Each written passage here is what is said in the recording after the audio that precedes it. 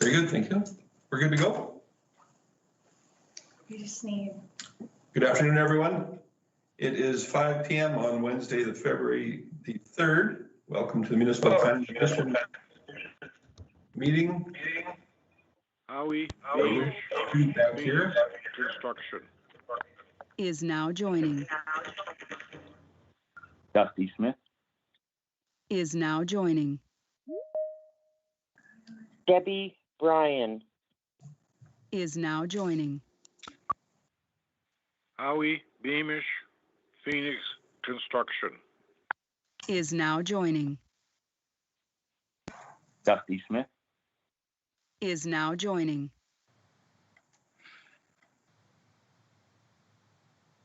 Is that everyone from the lobby then? Very good.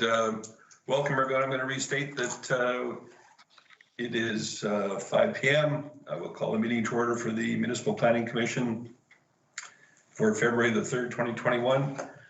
I'd like to remind everyone that we have several members with us joining electronically.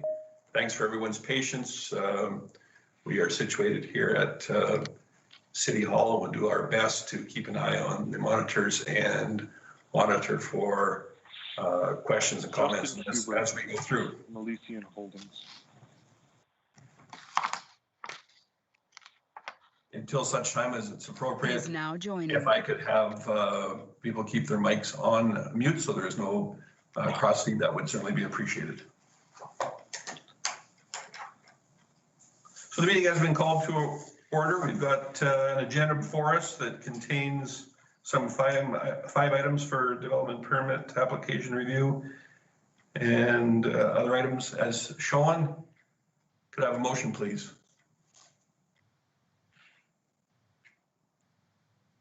Can you see hands up or? I can make that motion. Member Hibbs, go ahead. The adoption of the agenda. Thank you very much. Any input to that? Seeing none, I'll call the question. All those in favor?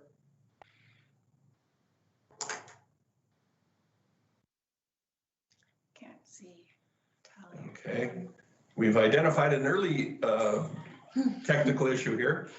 So for some of our members, we do not have a visual image, which makes it difficult for voting. Members Gullickson and Hibbs, do you have your video feed active? Yes, I do, but we probably get bumped because there's so many participants. There you are. Thank you. And member Gullickson, is yours active as well? Yes, it is. Very good. Do we have the availability of a different format for presentation on one of the screens for video? We do not. We do not. Very good. If I might suggest maybe just roll call for voting then if you can't see us. Yes, that's certainly about the only option left if we can't see you for sure. Okay. So, once again, the challenges of an electronic meeting, I will call for the vote to keep everything on the up and up. And I saw everyone except member Hibbs. I voted in favor. Thank you. And member Gullickson. I'm in favor. Thank you. So that was unanimous as indicated visually and by voice. Thank you. We've got minutes from December the 16th that were available for review. Any motions regarding those?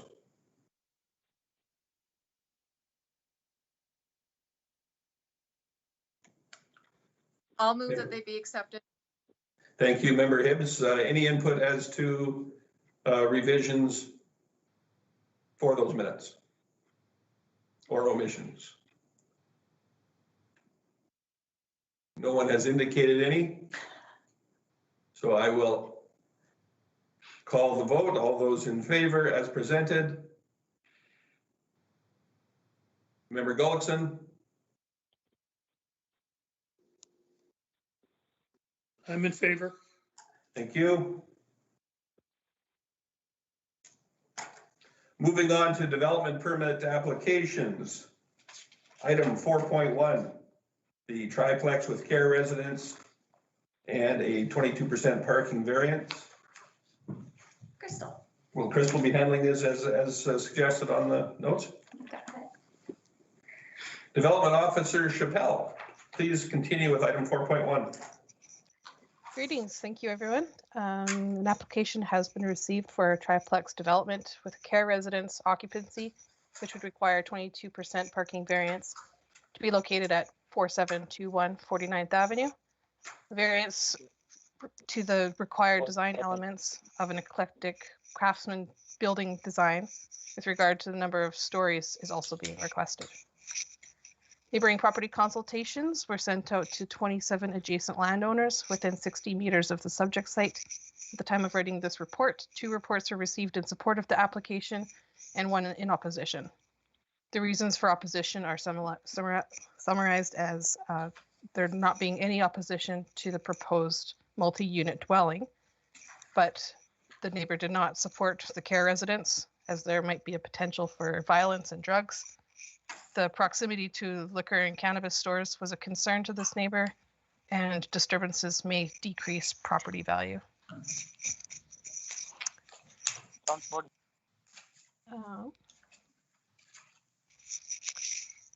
With respect to the maximum allowable density in the R5 residential multi-unit dwelling district, the land use bylaw limits the density of multi-attached housing developments to a maximum of 80 units per hectare in the R5 district. Based on the size of the parcel, up to a 4 dwelling unit building would be considered acceptable for the site. Regarding setbacks and lot coverages, the proposed building meets front and rear and side yard setbacks and is within the allowable lot coverage for the district. We had some revisions to the original elevations to bring it into compliance with the overlay requirements. So you can see here, the building's been jazzed up a little bit. Regarding the care residence, well, care residences are identified as a discretionary use. The points of discretionary consideration are to be limited as to whether the intensity and form, building style, of the development is appropriate for the land use district. The occupancy of the care residence itself is not to play a factor in determining whether a proposal is appropriate for development. The care residence will have permanent staff on site, which affects parking requirements for the development. For the care residence occupancy, the development would require 9 parking spaces. 7 parking spaces are being proposed for the development. Therefore, a 22% parking variance is being requested. Where care residence is located in a residential district, the architectural style of the building should reflect and complement the residential development of the surrounding neighborhood. In this particular case, the location falls under the mixed-use transition district overlay, and the design features the required and optional elements of the craftsman or eclectic design.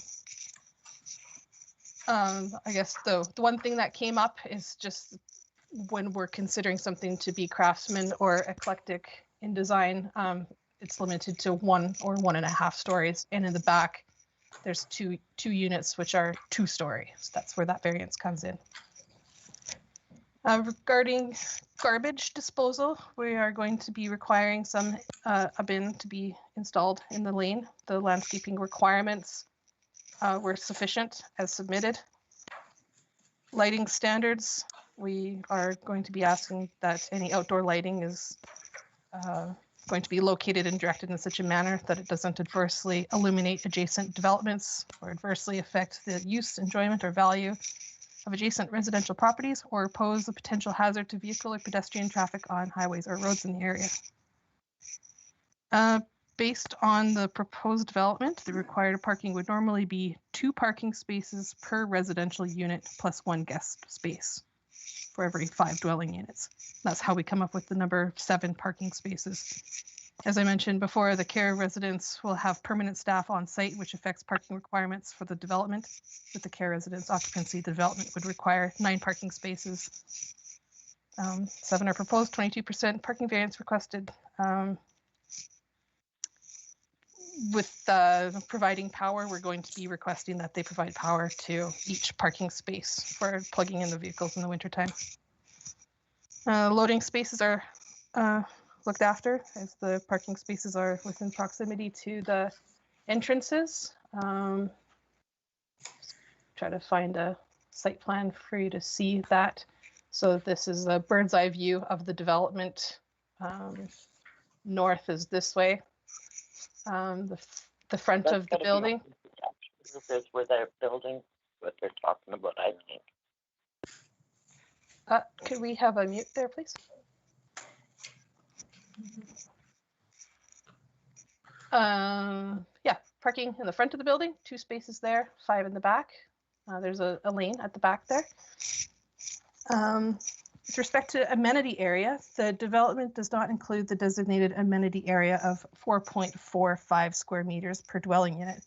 However, the landscaped areas are available at both the front and the rear of the building. Where private amenity areas cannot be provided, a public amenity area measuring 11.15 square meters per dwelling unit, for which private amenity area is not provided, shall be required. So I don't know if that made sense. Each dwelling unit requires around 4.5 square meters of amenity area. If they can't meet that, we can combine it to be 11.15 square meters.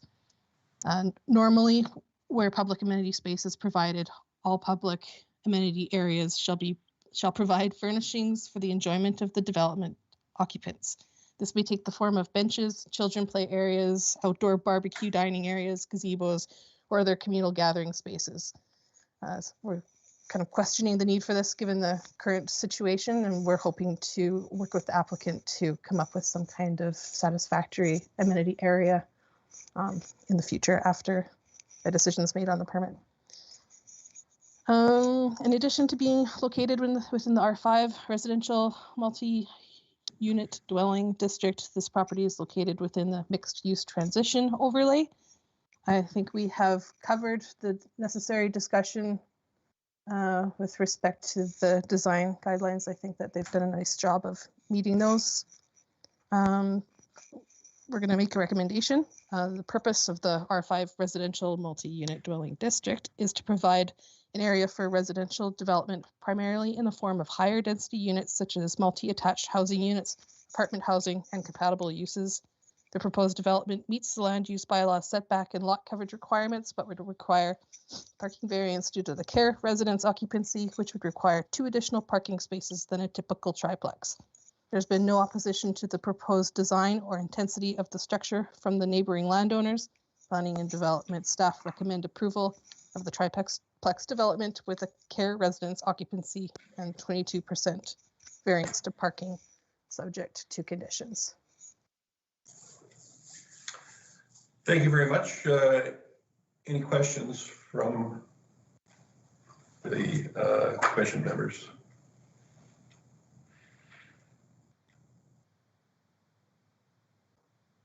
I do have a question. Floor is yours.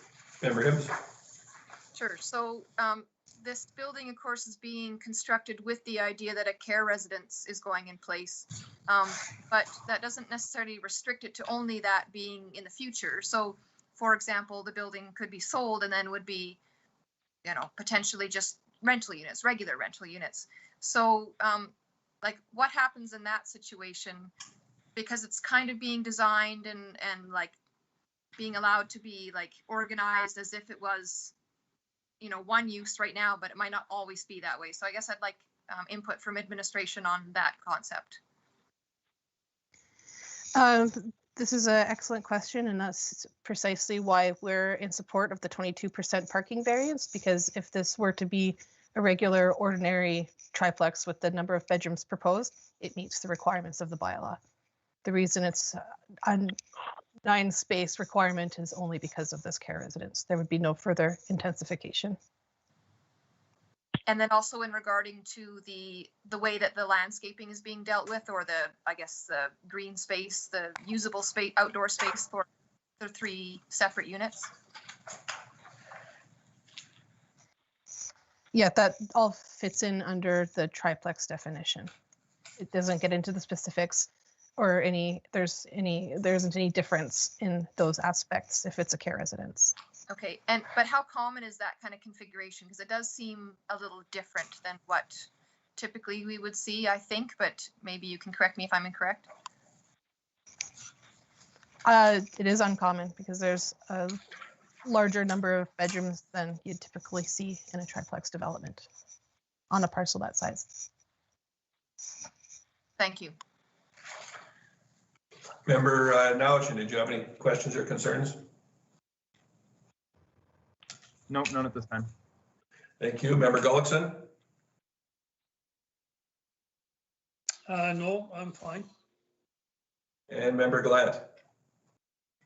I just have a question. So as far as parking goes, we're looking at 9 spaces for a triplex. Typically, it's 2 spaces per unit. I understand. What makes it different for this one? That we're looking at 3, it seems to be 3 spaces per unit. Based on the calculations for the care residents, they categorize the calculations are based on the approximate number of staff or bedrooms that would be accommodating the care residents. So in this triplex, it's more of a family type environment in one unit. One unit will be a rental unit for anyone, and the third unit is the care residence in question. So when we considered the parking for the whole structure, what we did was we looked at what does a triplex require, and then we honed in on that one particular unit that is the care residence, which is one of the units at the back of the building. Does that answer your question, Member Glant, as to why the change in quantity of parking is because of staffing, basically? Yeah, that's good. Thank you. Very good. Anyone else?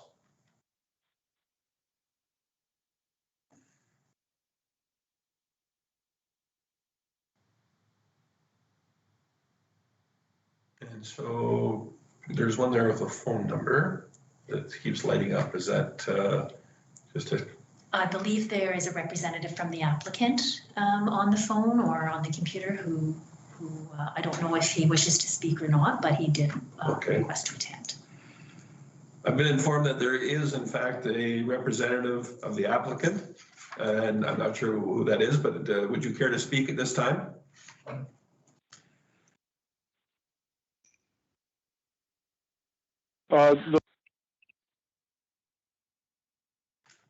That's fine. If there's no questions for us, there's no reason for us to add anything.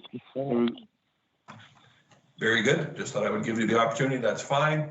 I don't believe that there are any questions at this time from what I understand. So would anybody care to make a motion? I will. Member Glant, go ahead. Be it resolved that the Municipal Planning Commission approve a triplex development with a care residence occupancy and a 22% parking space variance, as well as a variance to the maximum number of stories allowed for an eclectic craftsman style building to be located at 4721 49th Avenue, Lot 13, Block 9, Plan RN1B, Zoned R5, Residential Multi-Unit Dwelling District and part of the Mixed Use Transition District overlay. Approval is in respect of works consisting of and as described on the development permit application form and plans submitted to the applicant subject to the following 27 conditions.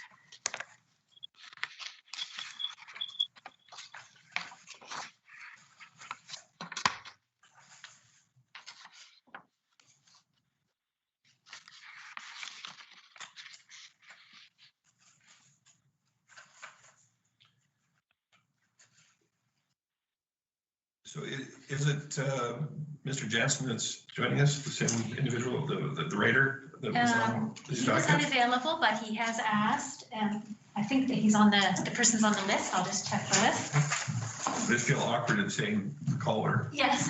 Yeah, no, we have someone filling in for Mr. Jansen tonight.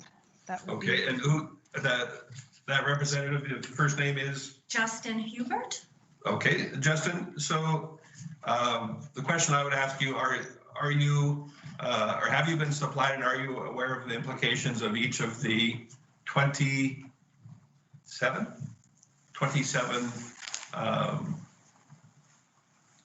items on that list?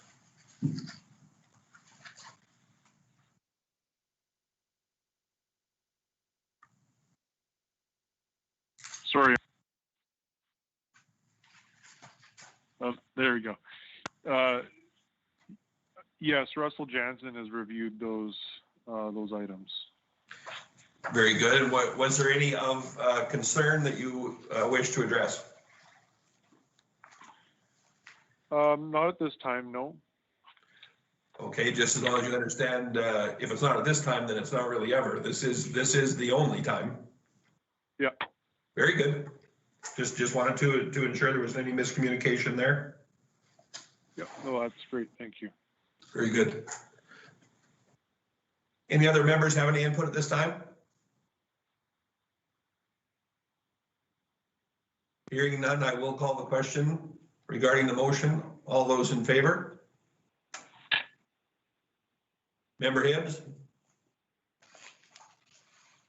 I am not in favor. Member Gullickson? I'm in favor.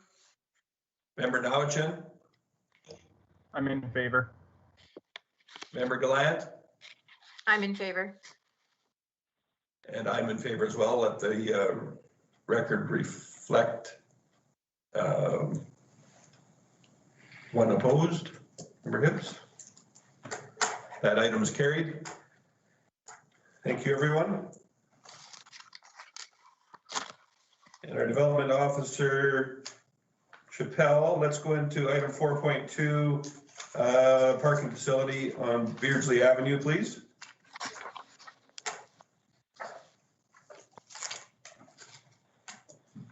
Justin Hubert from Elysian Holdings.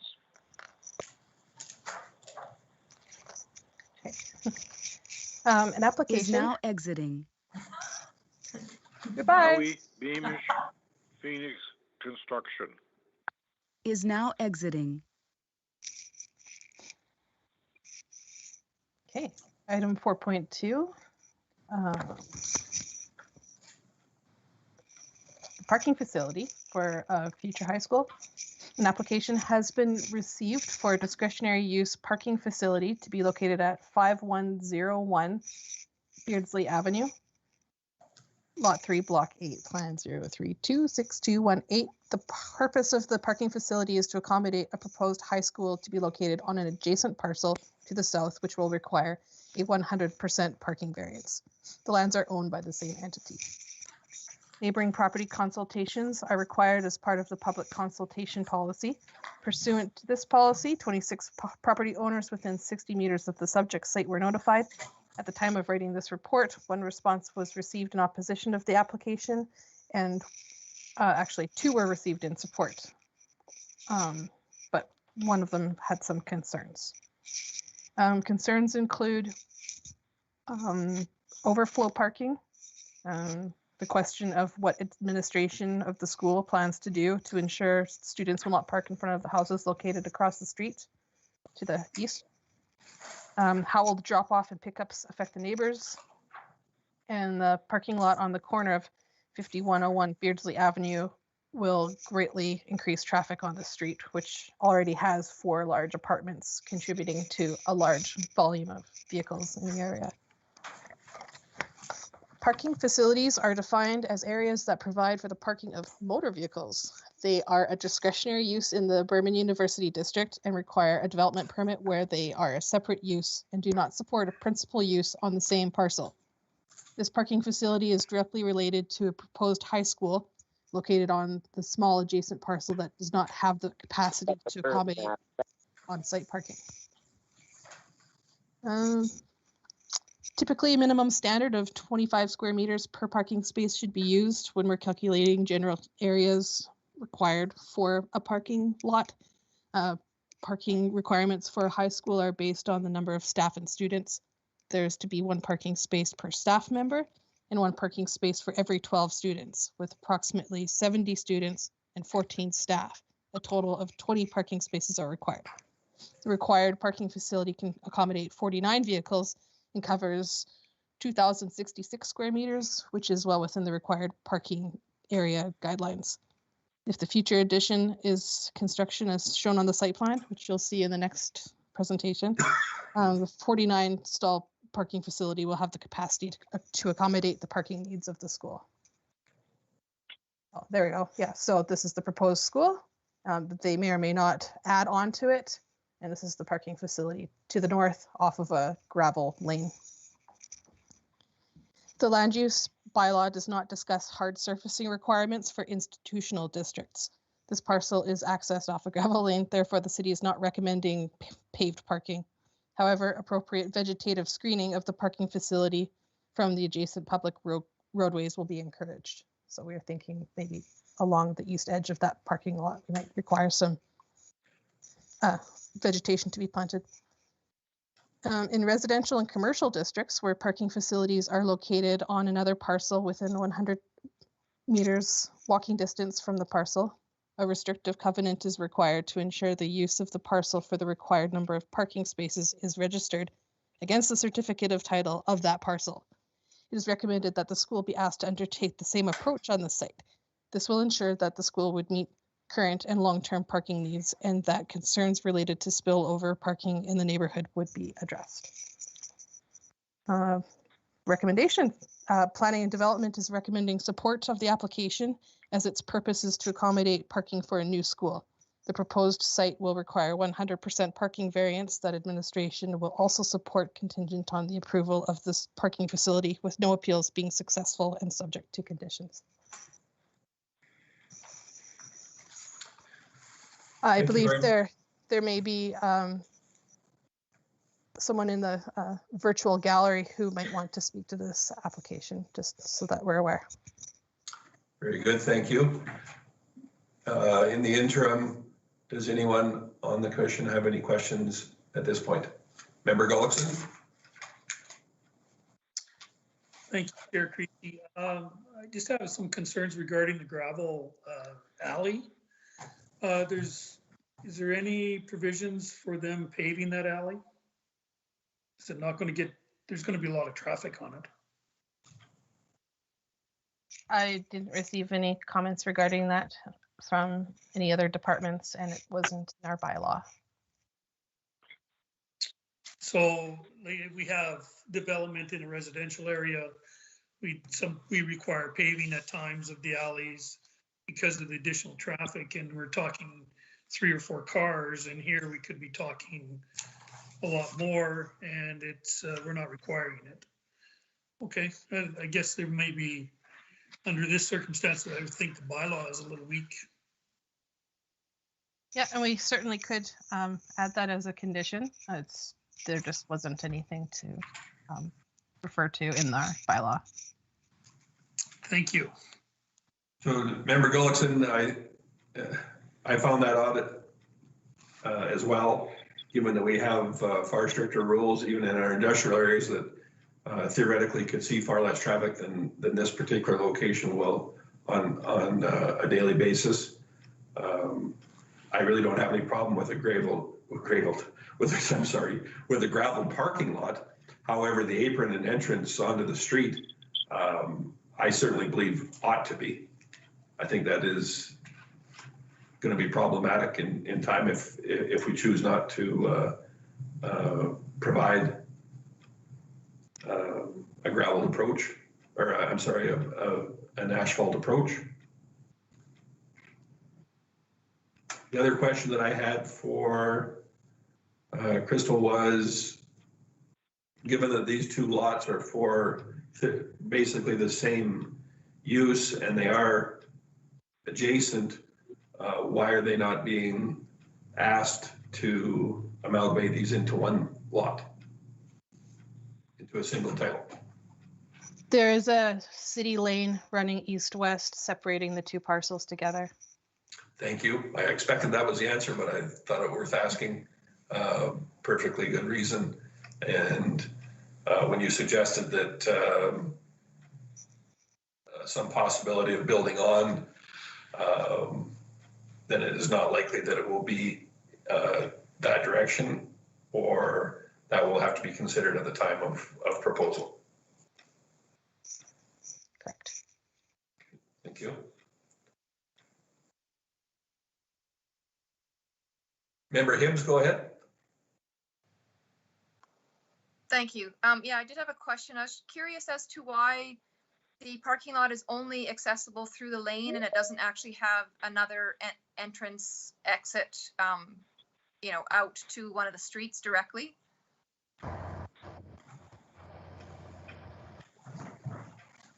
That's a good question. We maybe could refer that question to the applicant who's in the gallery. I think that would be appropriate. That is a design item. Do we have someone here that can speak to that? Yeah, I can, Craig Weber with the architectural firm. I can speak to that.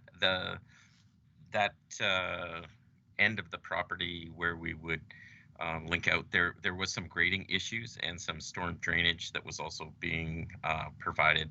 So we were limiting that and wanted to also sort of keep control of access to the parking lot closer to the school for supervision on arrival and stuff along the front entrance of the school, which is on the east road. So if it could be accommodated, if that was felt to be, I think, something that the group would like to see.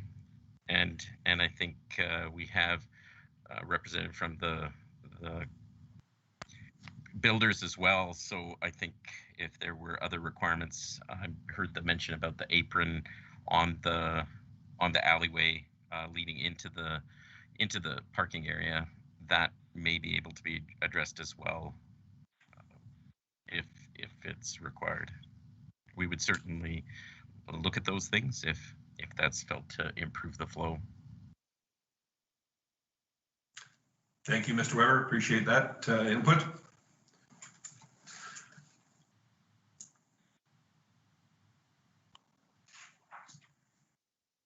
And I've got a hand up. Is that my commission member or someone else on the second from the left? Commission member, Debbie Gell. Member Glant, go ahead. Thank you, Mayor Creasy. Just wanted to add a comment on the access to the parking lot. I think it either has to have street access or the alley has to be paved, one or the other.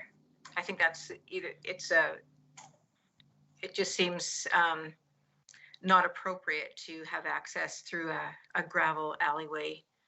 So if that's the access that's chosen, I think it has to be paved or asphalt, something like that, or access separate from that alley.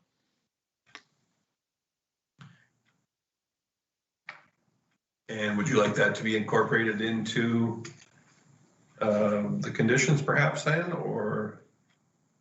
I do think it's appropriate. I think this is a big project, and I think that would be a reasonable request. Thank you. And on the far left, is that a member as well or no? Tyler? Member Nowchin?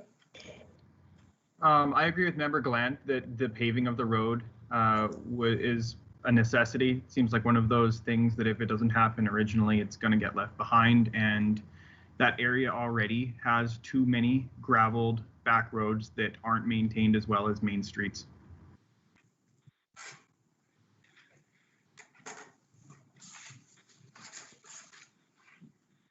And Member Hibbs?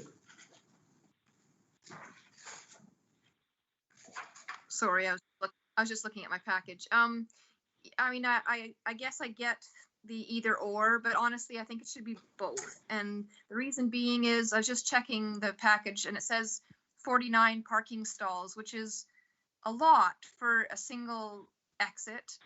So I guess I would feel more comfortable about it if there was a separate, like two separate entrances to access the parking lot.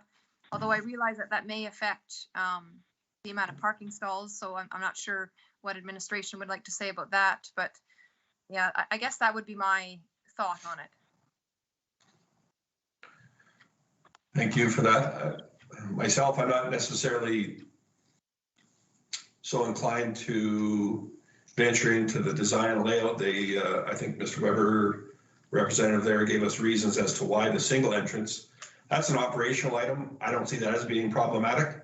Quite frankly, if it takes their own employees or students or whoever's using this particular parking lot longer to come in and out because of one, that's kind of their operational issue. I do, however, think that it needs to be hard surfaced. With everybody else's thoughts in there, but that's kind of where I'm at. Who has their hand up there now? Member Nowchin? No, who's And Crystal.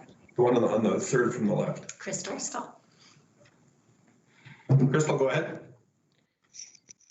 If we're going to add a condition regarding paving and accesses and stuff, we might want it to just make sure that it's to the satisfaction of the engineering department. They have submitted a detailed engineering review for the site, and we have plans with respect to some overland drainage agreements and stuff like that. So if we're going to add a condition, I think we should just be careful with the wording to make sure that it's to the satisfaction of our engineering department. Great point, thank you. Member Nowchin?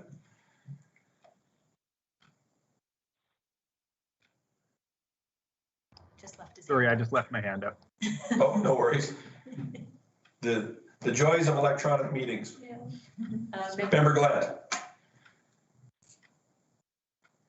And I think Crystal is correct. However, that only applies if we're asking to access from the road.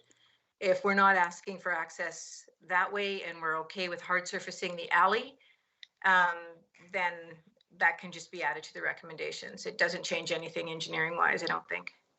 Crystal, does it? I think that was specifically why she recommended that we do that, is because we just plain don't know and would prefer that it did meet their requirements. I think it's just covering the bases, to be honest with you, but your point is well taken, but I think that was the reasoning behind it. Yeah, and I think if it's hard surface, it's obviously easier to maintain in the wintertime because alleys, accessing things from the alleyways, even for people's backyards when there's no snow removal, that can create an issue too, so.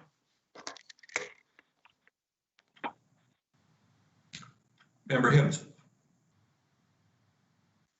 Thank you. I'm sorry, I don't mean to beat a dead horse, but I just do want to bring up the point that I have been a school trustee in the past, and I have built actually a number of schools, been involved with a number of schools, and I can't think of any situation, whether we looked at new builds because we were getting ideas or an actual construction of our own schools, where we developed a parking lot that had a single entrance. So again, if the commission is not willing to put that condition in, I'm not going to, obviously I'm just one voice, but I honestly think that should be a condition because it's congestion, it's a safety concern. It's just, it's good practice. So I'm just a bit surprised that wasn't part of the original plan.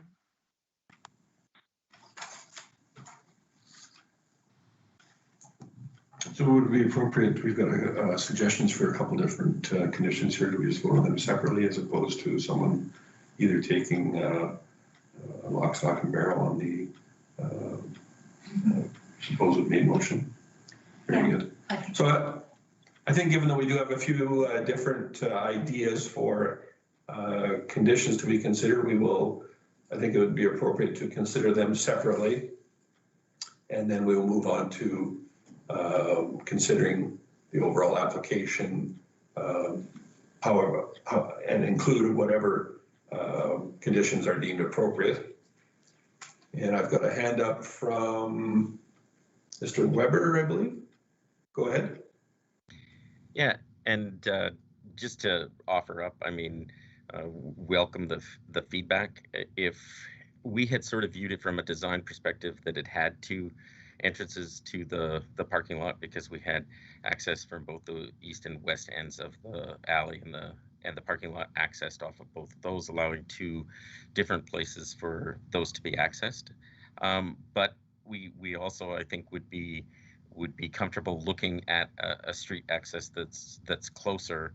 And as I think was mentioned, we would, I think, connect with engineering to make sure that the overland drainage provisions that we're working with weren't sort of compromised by any of those solutions if proposed. I think as well, we would probably look to sort of balance whatever solution that we brought back to for its impact on parking and overall cost for the owners. So I don't know if that influences how the conditions are drafted, but I just wanted to offer that up, that we could look at that and connect back to city engineering. Thank you for that, Mr. Weber. Reasonable enough with the second entrance. However, I can see where some confusion may come in, given that there might be some expectation that the entire alley be hard surfaced as well, then, if that was to be considered the second entrance. If in fact that is deemed to be a requirement of this commission. So yes, and that's where I was. I think that would we would probably want to sort of analyze the options. It might be more effective for us to find a different option to connect to one of the streets closer and work through that to the satisfaction of engineering. Very good.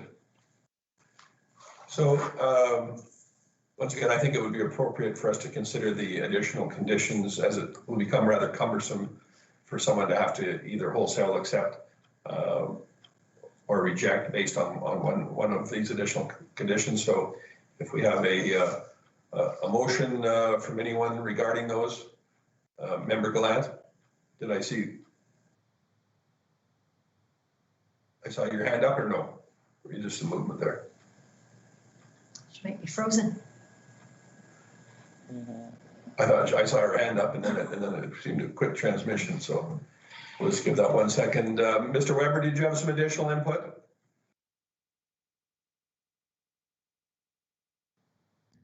Nope, only if there are any additional questions. Very good, thank you. I'll just have you remove your hand up icon then, please, if possible. Member Gallant, are you still in communication with us? I am. It just blanked out for a bit, but I'm back if you can hear me. Please proceed. I'm not sure what you're asking me, because I didn't hear the last few minutes of the. Fair enough. I suggested that we're going to consider additional conditions separately, so as to make the process as least cumbersome as possible. And I thought I saw you motion that you did, or a signal that you did have a motion in that regard. As far, I assumed as far as asphalt or hard surfacing entrances, or was I mistaken? Yeah, I didn't make that, so. Very good. Member Nowichin? I had one more question for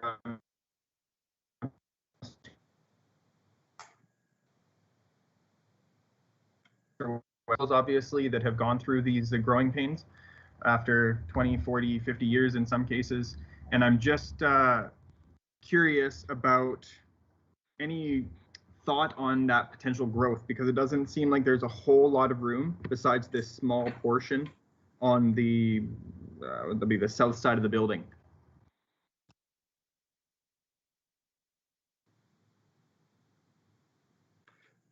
I'm not sure that I necessarily understood the question. Member Nowichin, could you please reiterate? I think there might have been some sound difficulties.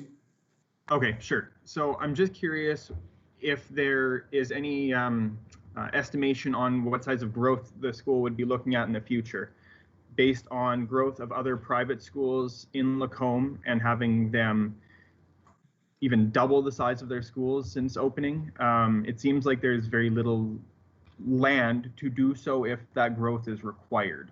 I'm just wondering if there's a plan in place besides the small future addition portion that's considered there. So given that we're basically discussing a parking facility, I'm not sure that perhaps that would be more appropriate to wait until the next item. My apologies, you're probably right. No problem.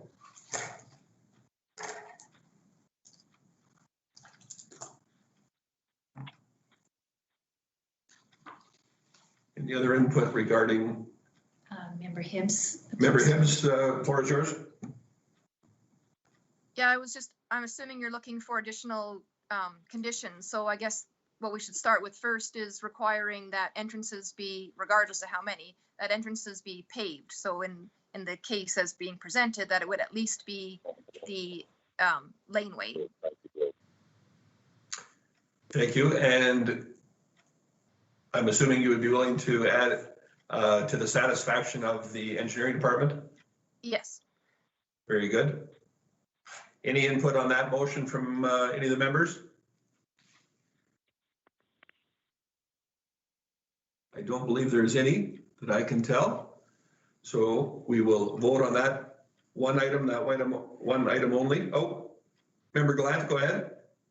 Yeah, sorry, Mayor Creasy, thank you. Should we identify the extent of the paving? Is it the whole alley or is it just to, the span of the parking? Should we identify that? I will defer to Crystal Chappelle and she'll perhaps come up with a magic solution there for a distance. It's something that makes it similar to other areas of the city, so as to keep some conformity there that is reasonable. Yeah, and I think this is where engineering comes in. If they want to design some kind of overland flow between the school and directing water towards the lake, they might have input on hard surfacing of that lane when it comes to directing water the way that they want it to go. So that's where the engineering bit comes in. Thank you. Given that justification, Member Gallant, are you okay with removing an exact distance and leaving it to the satisfaction of the engineering department? Absolutely, yes, thank you. Okay, very good. Anyone else? I will call the question. For those of you that I'm able to see, all in favor? And Member Gullickson? I'm in favor. Thank you. Member Nowichin? I'm in favor. Thank you. I believe that everyone has been heard and that is unanimously in favor. Thank you. And there was interest in perhaps another condition, I believe, from Member Hibbs.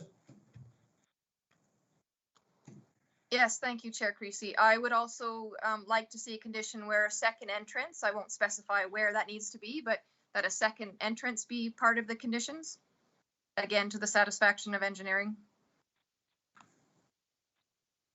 Thank you. Any additional input from any member? I will call the question. All those just under the gun there, Member Gullickson, did you have some input? Yes, thank you, Chair Creasy. I just, can we make it so that if they can't do a second entrance off the main road, that they would pave the lane to the west? I'm sorry, could you repeat that? If they cannot do an entrance to the parking lot off one of those side roads, that they would extend the pavement to the west end of the lane.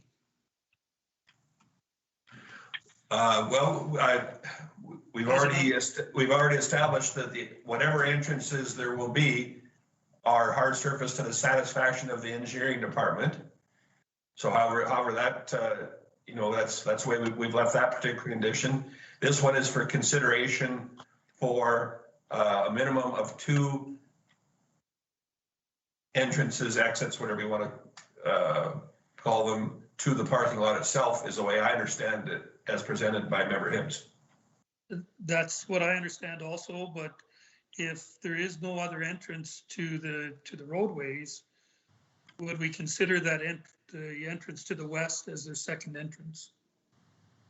I think that would be reasonable. As to the extent of the hard surfacing, we have already determined that we will leave that to engineering based on the information that there are some overland drainage issues which may come into play there. Okay. No, that's good. And if in fact it's determined that a second entrance is desired by this commission, theoretically it could be the other alley entrance, but if engineering determines that the entire alley should be hard surfaced, then so be it. That leaves it to the option of the developer to either go with that scenario, or perhaps they want to consider one that is less impactful for hard surfacing and consider another location. That's kind of in their ballpark then.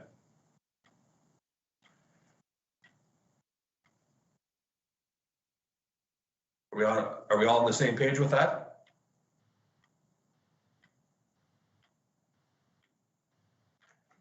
I'm not hearing or seeing any opposition to that way of thinking. So specifically with respect to the requirement of a, was it worded as a minimum of 2 or an additional? A second entrance. Okay, for a second entrance to the parking lot area, all those in favor? And member Gallant, I do not see where you at. Yes, I'm in favor of that. Very good. So that was unanimous as well then. Thank you, everyone. We have someone prepared to make the main motion.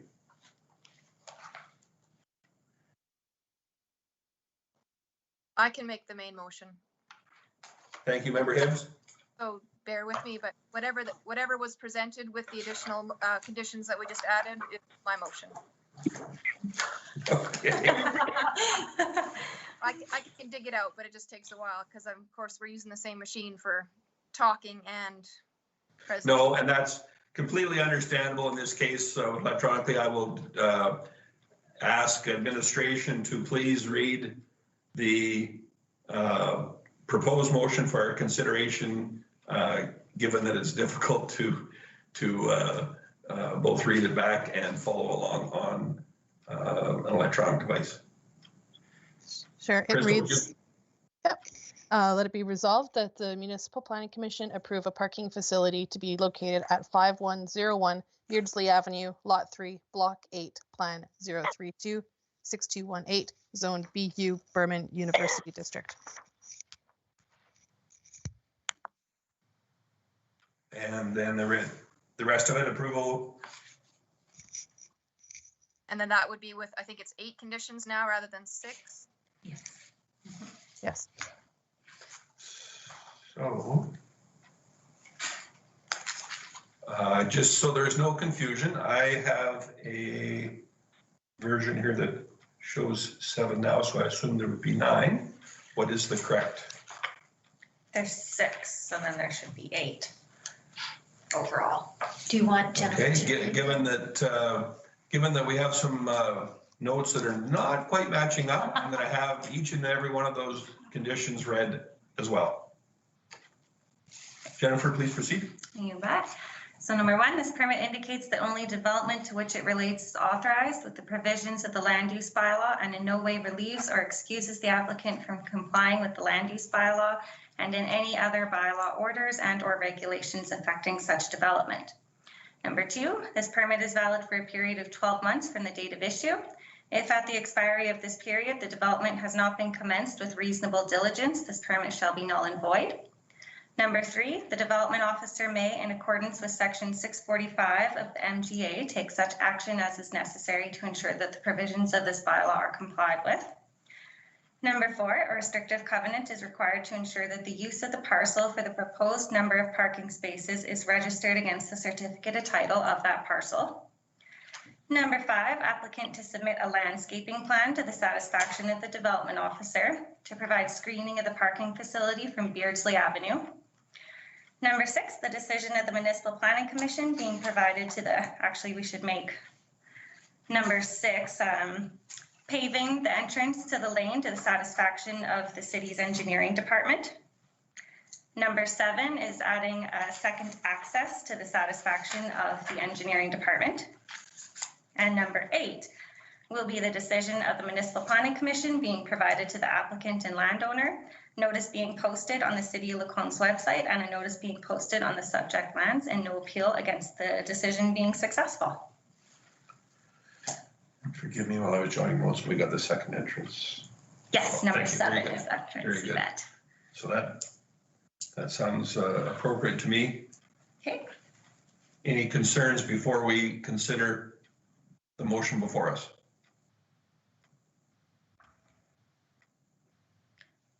Crystal, go ahead.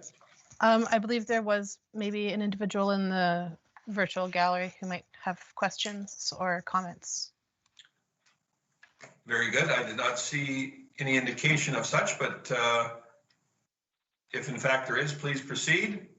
Yes, if I may, this is Lou Werner from the Alberta Conference, the owner for the school. The adjustments that you're suggesting may result in dropping the number of parking spaces below the 49, so we'd have to have a little bit of flexibility that would be to the satisfactory of the engineer as well. The bylaw require 20, but we're providing 49. But if we do a second entrance, we'll probably lose some parking spots. So that we'd have to have that flexibility built in, subject to the satisfaction of the engineer.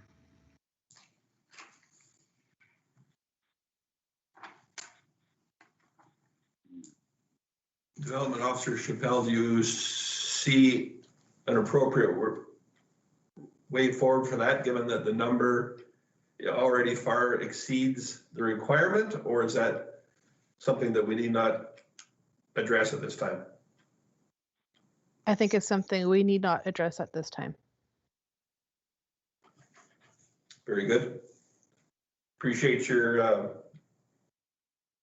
input, Mr. Werner, and I can tell you, I think you'll find the engineering department and the planning and development department to be willing to see you come to a satisfactory conclusion to this matter. Thanks. I assume the proposed number was the 20 versus the 49, just in case anybody was trying to track down at some point in time what the proposed number was for the caveat. Thank you. So we're just voting, are we not? Correct. I see no other indication of input required, so I will call for the question. All those in favor indicate now. Member Gullickson? I'm in favor. Member Gallant? I'm in favor. Member Nauchin? I'm in favor. And Member Hibbs indicated visually she was in favor as well, I believe. In favor, yes. And the chair is in favor as well. That is unanimous. Thank you, everyone.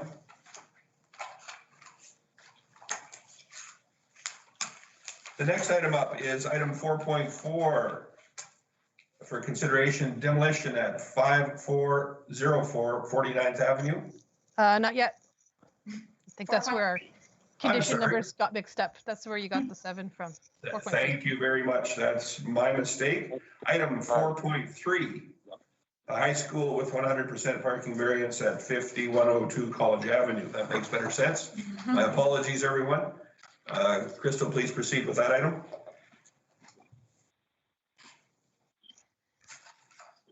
As we know, an application has been received for the development of a new high school to be located at 5102 College Avenue. Given the small size of the subject site, the parcel cannot accommodate parking. For this reason, the applicants are requesting a 100% parking variance with the rationale that if approved, parking would be available on the adjacent parcel to the north. Neighboring property consultations were sent out as part of the policy. 26 neighboring property owners were notified, and at the time of writing this report, one response was received in opposition of the application and one in support. The opposition letter suggests that the city has enough high schools to meet the need of high school students, and building another faith-based school breaks the city into groups rather than a community working for the betterment of all. Interdepartment referrals were circulated to relevant city departments. Responses were received from Engineering Services and the Utilities Department. Engineering Services provided numerous items to be addressed with respect to the transportation and stormwater management of, I guess, both sites together probably. In summary, the city will be asking for a traffic impact assessment submission to the satisfaction of the Engineering Services Department, and the school will be required to enter into a cost sharing agreement to direct overland stormwater to the Henner's Pond. Engineering Services is also requesting a final site plan to include various grading and servicing features. The attached letter from Engineering Services can be reviewed in more detail. It's attached there, and I imagine it's been reviewed by all of the interested parties. Contingent on the Municipal Planning Commission approval of adequate parking in the adjacent parking facility and no successful appeal against the decision, Planning and Development Services supports the 100% parking variance and recommends approval subject to conditions. Thank you.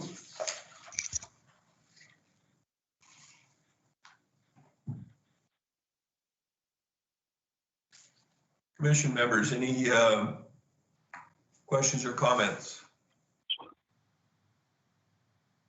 Member Hibbs.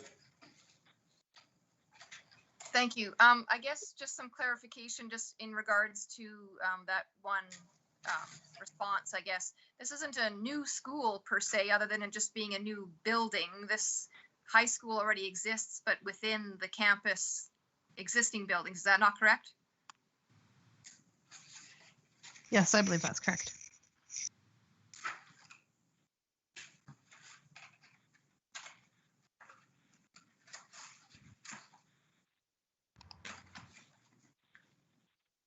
Member Dowchen?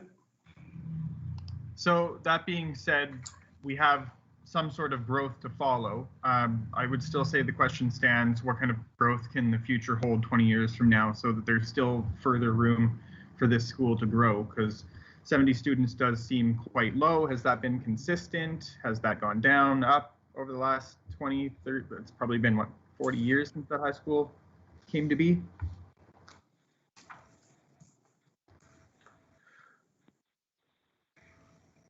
So before we have anybody address that item, I think that certainly a valid enough question, Member Dowchen. I'm just not necessarily certain that is a function of this body for consideration. I think that's a valid thing to consider for the operators of the school. However, I don't know that it's appropriate necessarily for the Municipal Planning Commission to consider. But I'm open to input on a response that anybody would care to give in that regard as well. I've got a hand up here from Mr. Werner, I believe. Yes, I can provide a bit of a historical perspective.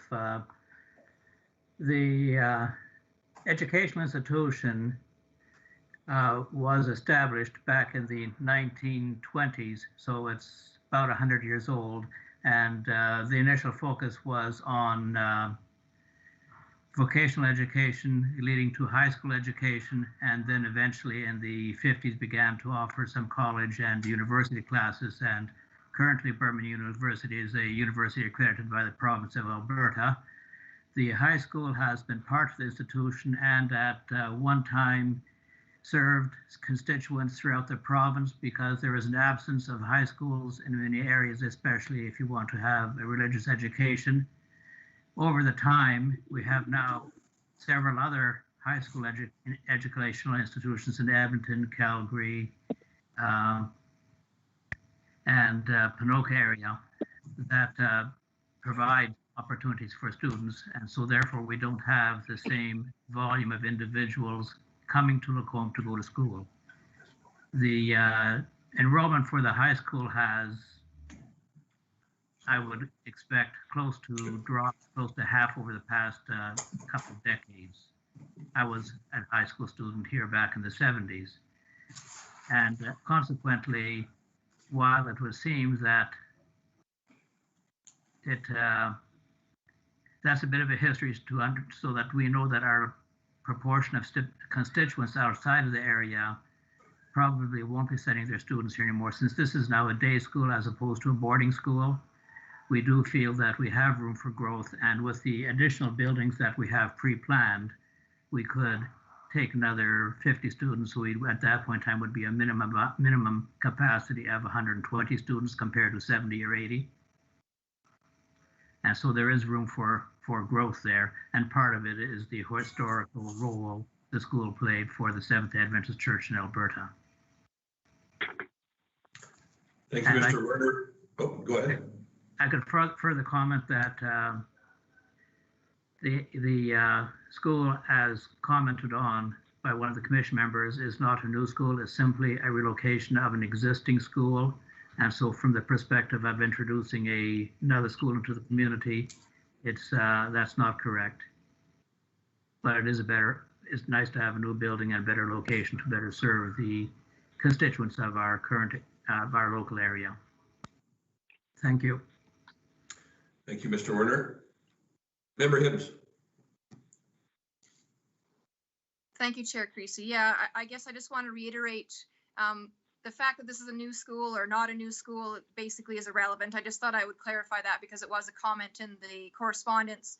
Fact of the matter is that choice in education is a policy of our province, and MPC would have no role in like disallowing that in our community. It would be highly inappropriate. So that is just not a consideration. I just want that to be clear to the person who wrote that. It's not that they're wrong. It's just that that's just not the place of MPC, and I just want that to be really clear. Thank you. And I'm not sure the hand up on the far left. Who is that? We can't see. Oh, Mr. Richter, who is representative of the landowner as well. Mr. Richter, would you care to speak? I see a hand up on your icon.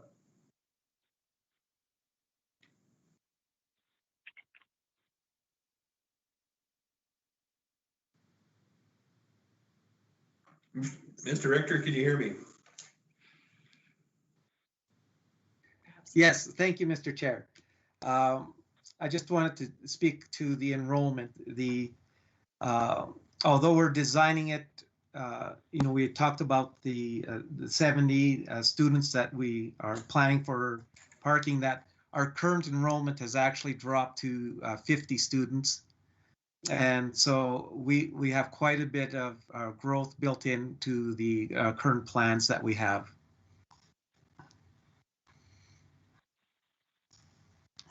Thank you for that input. Any other input from the commission? Questions or concerns?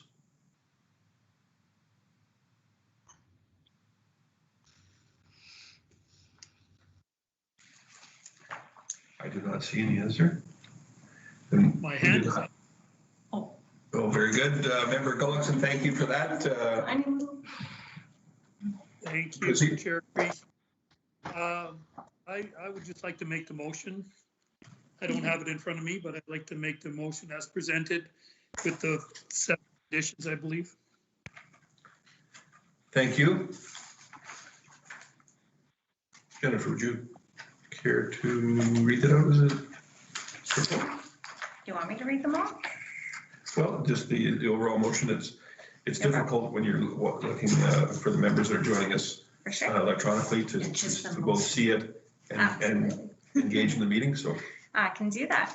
All right, so be it resolved that the Municipal Planning Commission approve a high school with 100% parking variance to be located at 5102 College Avenue, Lot 2, Block 8, Plan 0326218, zoned BU Berman University, with all required parking to be provided on an adjacent parcel as previously approved by the Municipal Planning Commission.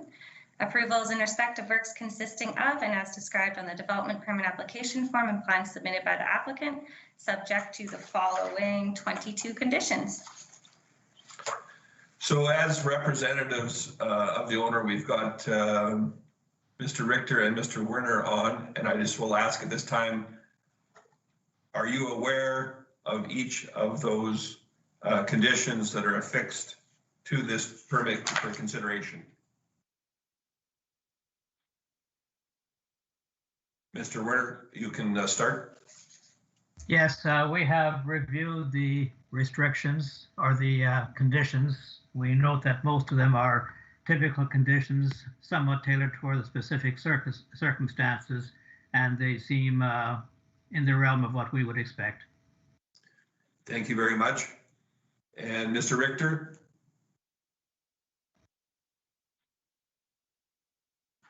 Yes, I confirm along with what Lou has already confirmed. Very good. Thank you for that clarification. Is there any additional input from the commission? Speak up if there is from anyone. Hearing none, I will call the question. With regards to the motion, all those in favor? Member Nowichin? I'm in favor. Member Hibbs? In favor. Member Gallant? I'm in favor. Very good. Thank you for your consideration, everyone. That was unanimously in favor. So naturally, that is carried. Now I can jump along to item number 4 on the docket here. For consideration is a demolition at 5404 49th Avenue. And I'd ask once again their development officer, Chappelle, walk us through this item, please. Okay, I guess I'll start out by just letting everyone know that some of the comments that we've received are a combination between the proposed demolition and future development if the demolition is approved. We did receive some comments after the report was made, so I'm going to read them out. I'm just wondering if the preference is to invite discussion from the gallery after we discuss the demolition application, or if we'd like to wait and hear both applications. If we have, they are two separate items, so I see no reason why we can't entertain input as long as people tailor them to the item at hand. The first one being the demolition, I think would be the most productive route to go. Okay, and when I'm reading the submitted comments, both are integrated with one another, so I'll just read it after I'm finished with this. Okay, may I proceed? Please do so. Okay, administration has received an application for the demolition of a detached dwelling and accessory buildings located at 5404 49th Avenue, zoned R4 residential mixed district, and part of the mixed use transition district overlay. The house was built more than 50 years ago and is therefore deemed a historic building. Historic buildings are subject to section 1456 on the historical district area overlay, which provides guidelines for demolitions. Neighboring property consultations were sent out to 20 property owners within 60 meters of the subject site. At the time of writing this report, 3 responses were received in opposition of the demolition and 1 in support. Reasons for the opposition included the following. The home has historical value as it was the residence of a well-known businessman and later on to a well-known doctor, also an artist. The house is not in poor repair. The house is part of the ambience of the neighborhood. Continuous demolitions of the treasures will destroy our history and roots. We need to keep this spirit alive. And the letter of support said, of the demolition. The letter did not speak about the house in question. The submission expressed improving the overall aesthetics of the community. Okay. Demolition of any principal building 50 years of age or older is subject to regulations set out in the historic district area overlay of the land use bylaw. The purpose of this overlay is to promote conservation and retention of historical resources through guidelines and demolition regulations. In analyzing demolition applications, administration determines if the principal building is 50 years of age or older, is included on either the heritage inventory or the places of interest list, and has an official historical designation. In this instance, the building is older than 50 years of age and considered historical, but not listed on the heritage inventory or the places of interest list. Does not have any historical designation. Prior to any intervention of a historical building, including the relocating, dismantling, or demolishing of a non-designated historical resource, the city shall ensure that the building has been thoroughly researched, documented, and photographed to the satisfaction of the Heritage Resource Committee. Or it should say Historical Society. The application was forwarded to the Heritage Resource Committee and the Lacoma District Historical Society for an assessment of the historical value of the building. The assessment dated January 21st is included in the report. If the demolition is approved, the applicant will be required to advertise the following in the local newspaper for a minimum of 2 weeks prior to any development or building permit for demolition being issued. Their intent to demolish the structure, the availability of the building for relocation or an architectural salvage prior to development for demolition being issued, development permit for demolition being issued, and the City of Lacombe is to be provided with a summary of all of the inquiries received. The Historical Society made recommendations regarding the development permit application for demolition based on the information compiled through their research to the Development Authority. Within their recommendations, the Historical Society has advocated for the salvaging of various items if the buildings are to be demolished, and is requesting the proponent pay for an interpretive plaque for the site. The Society has also requested the City of Lacombe to assist the Lacombe District Historical Society and the City of Lacombe Heritage Resource Committee in gaining access to the attic space with specialized and adequate fall protection equipment to inspect it. Motion was made by the Heritage Resource Committee to accept the Historical Society's report and recommendations. So in your package there, you might see we've broken down the Historical Society's recommendations and made responses. So I'll just go through those quickly. Thank you. The HRC, Historical Resource Committee, and the Historical Society comments include, due to the excellent condition of the Dr. Locke residence and the original fir trim flooring, doors, and hardware, the Lacoma District Historical Society recommends the residence be considered for protection, such as municipal designation by the Heritage Resource Committee in place to protect the built heritage of Lacoma.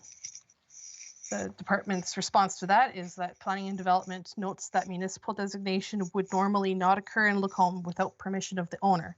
Designation is a decision of City Council. Historical Society recommendation number 2, the building could be offered in a charity auction or to the public for relocation prior to a development permit for demolition being issued, allowing for both the development of the lot and retention of the building. Our response is that with the willingness of the current owner to consider a brief waiting period, such as 90 days, it would allow any other purchaser or interested party to step forward who may wish to pursue relocation or negotiate purchase with the intention of preservation. Item 3 from the Society, the house is almost entirely intact. An example of local residential architecture from the First World War era, and the home's architectural elements reflect the character of a significant period within Lacombe's history and form an important part of our built environment's identity. We do not have any response to that. Should the residence be approved for demolition, it is recommended that this is another Historical Society recommendation. Should the residence be approved for demolition, it is recommended that the proponent pay for an interpretive plaque researched and designed by the Lacoma District Historical Society and approved by the Heritage Resource Committee for the site. Our response to that is that section 14.5.6 lowercase Roman numeral V of the land use bylaw states the following. The Heritage Resource Committee shall make a recommendation which may advocate for the salvaging of items, develop a statement of significance, and or require the proponent to pay for an interpretive plaque for the site. Another item from the society, they request access to the attic and storage space to search for early Lacombe pioneer families, artifacts, records. Our response to that is that the request made is interpreted as being directed to the owner to consider rather than as a requirement or a condition of development.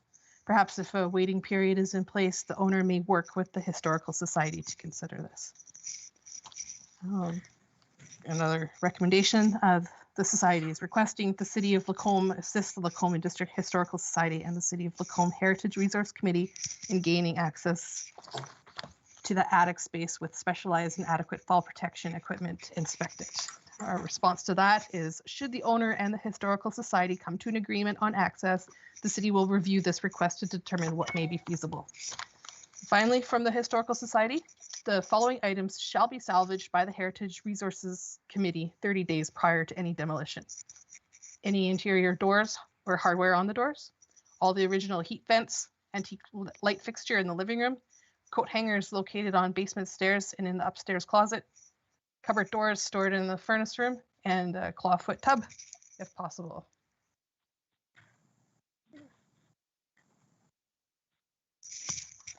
Our response to that is section 14.5.6 III of the land use bylaw states that the applicant is to advertise in the local newspaper for 2 weeks their intent to demolish the structure and the availability of the building for relocation or architectural salvage, excuse me, prior to a development permit for demolition being issued. The City of Lacombe shall be provided with a summary of all inquiries received. This typically occurs during the 21-day appeal period, if approved.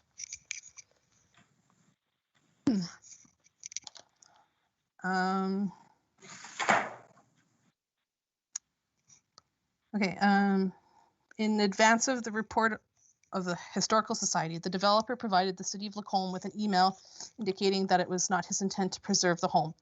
You can see that's attached in the agenda package. However, he did indicate that should a buyer come forward within 90 days wishing to purchase the home for preservation purposes, that he'd be willing to consider a fair offer or enter into this discussion. This is a most generous offer of the developer and one that would allow the HRC a short window to seek another buyer or alternatively seek a relocation arrangement intended to preserve the building. At the end of the 90-day waiting period, should no other purchase or relocation arrangements be reached, it is assumed the developer would proceed with submitting the demolition permit fees and proceeding. Our recommendations, just 1 second. Excuse me, sorry. At their meeting of January 28th, 2021, the Heritage Resource Committee passed a resolution recommending against the proposed demolition based on the well-preserved condition of the original home and the historical contributions of past occupants. The resolution further indicated that should demolition proceed, that all attempts be made to relocate the house. However, should relocation not be deemed feasible, that items be salvaged as set out in the historical report. Therefore, Planning and Development Services presents MPC with 3 options for consideration. Option 1, allow the demolition. Option 2, allow the demolition, but with a 90-day waiting period to seek alternative purchasers or arrangements. Option number 3, deny the demolition.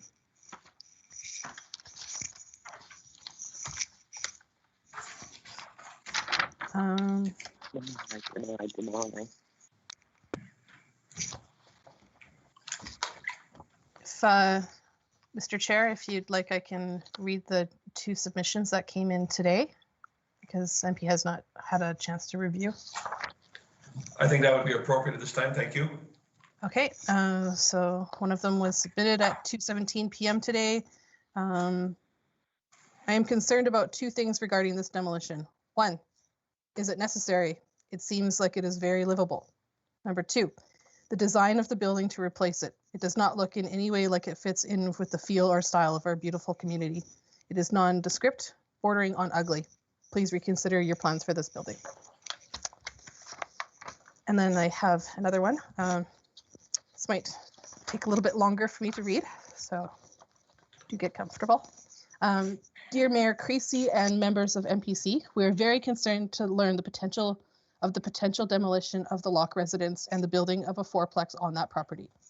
Our concerns regarding the demolition are, this home was built in the early 1900s and was home to a businessman and then Dr. Locke, who served many patients in his practice in Lacombe and surrounding area during an area that is very different than now.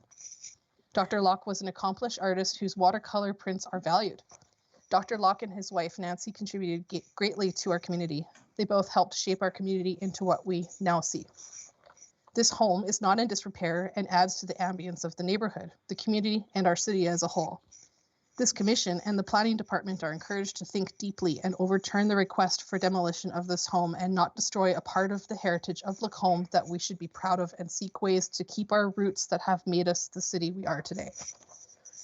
Our concerns for the proposed fourplex are, I could get into this or I could wait till we decide on this application, Mr. Chair. And just to be clear, the items that you're asking about are to do with which now? The introduction of this letter is speaking about the demolition, but now I feel like it's getting into the proposed fourplex, which I thought I could hold off on and read with. If you're satisfied that you've went over all of the items that have to do with the demolition, then I would suggest it's appropriate to use these there, yes. Yep, I confirm. Are there any other submissions? No. Very good. Okay, everyone, who would like to begin?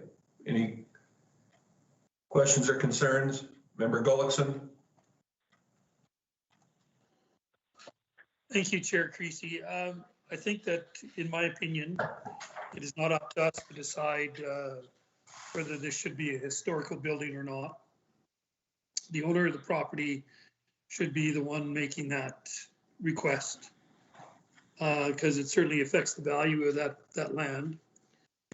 So I certainly think option 2 that was proposed by the developer is a reasonable option, gives somebody 90 days to decide if they want to purchase that property and salvage it, is reasonable.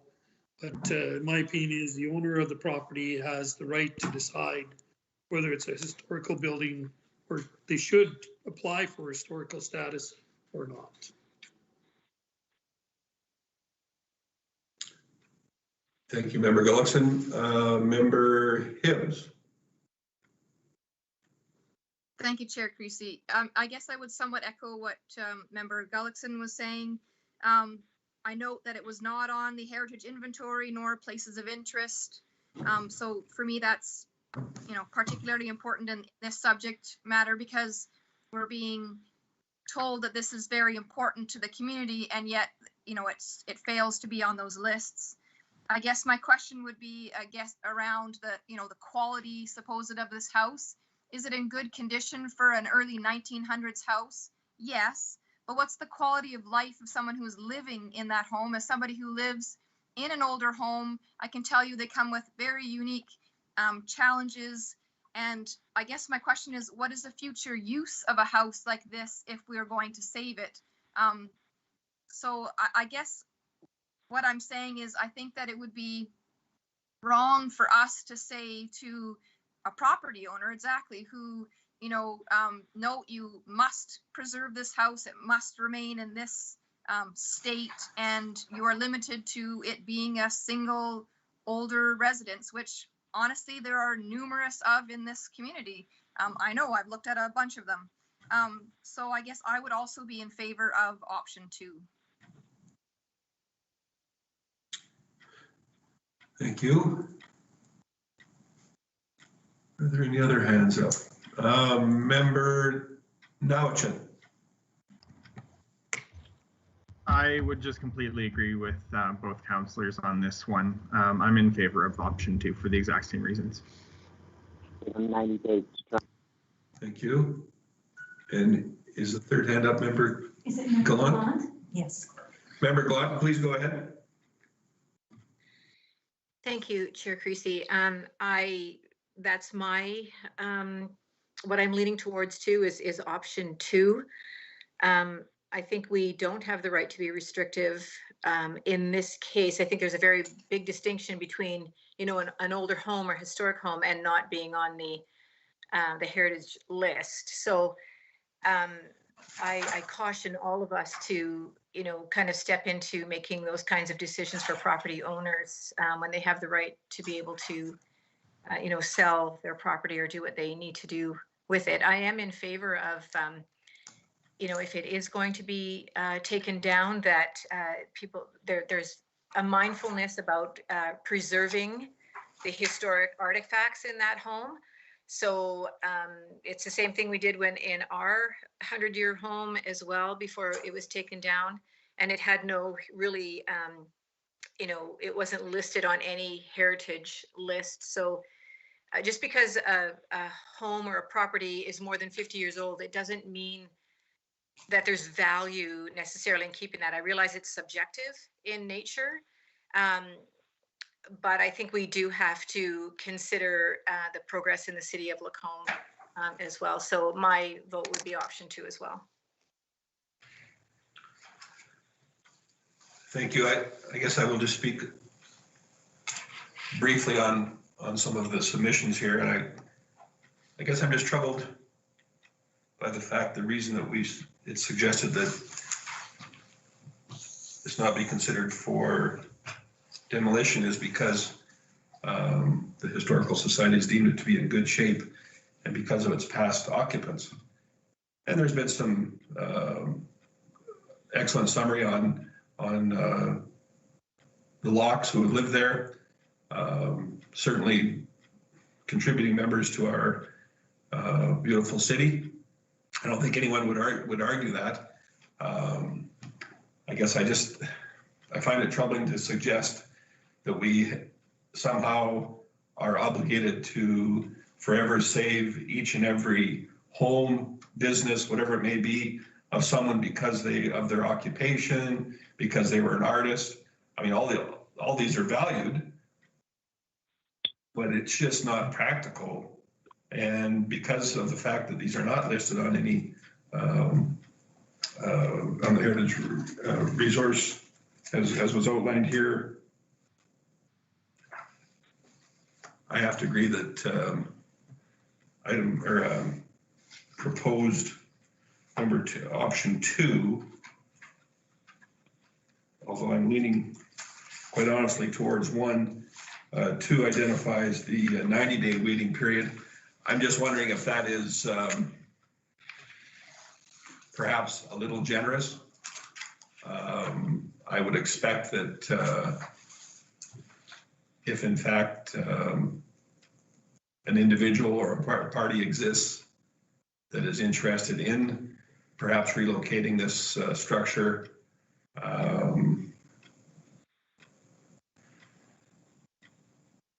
that they know about it already. And I think that 90 days is somewhat disadvantageous to the developer. So I would wondering if we want to consider an adjustment to that time frame. I have no problem endorsing number 2, but I would like for us to at least discuss the idea of an adjustment to that time frame. So great to see all of the input from citizens concerned about Lacombe's history. I know that emotions sometimes play a significant role in these issues, and personally, I do not see it as being disrespectful.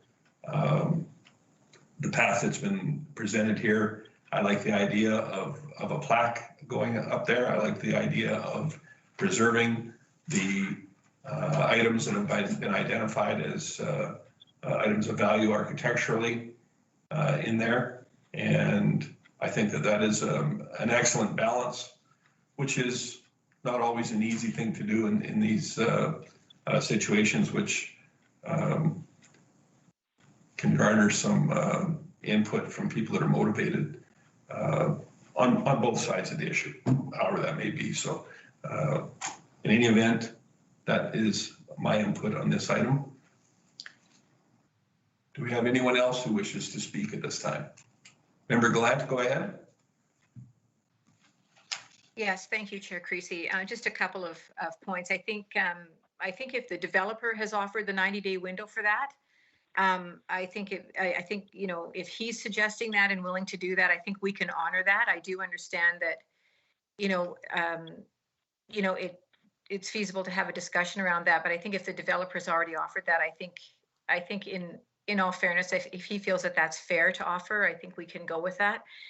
And the second point I want to make is that on face value, just walking into that house, it may look on the surface that that home is in good repair, but I can assure you 100-year-old homes need to be checked out by a qualified inspector to really find out whether that house is in good repair or not foundationally and what have you. So I just wanted to make that point, that we can't just assume that from face value. Thank you, Member Gallant. Both excellent points, and my apologies on the time frame. In my notes, I had that was as presented by the Historical Society as an alternative.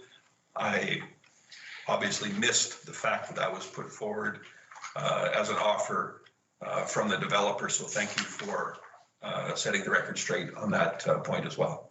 And I believe, Mr. Chair, that Dusty Smith is on the line, so he can confirm that if you have any questions. Okay. I think Mr. Smith is on the call, I believe. He is the I'm developer? sorry, he's the representative for the developer, yes. Okay, very good. The And property owner. The property owner. Very good. And any other comments before we proceed from the members? So I understand that Mr. Smith is on with us. Do you have any additional comments at this time, Mr. Smith?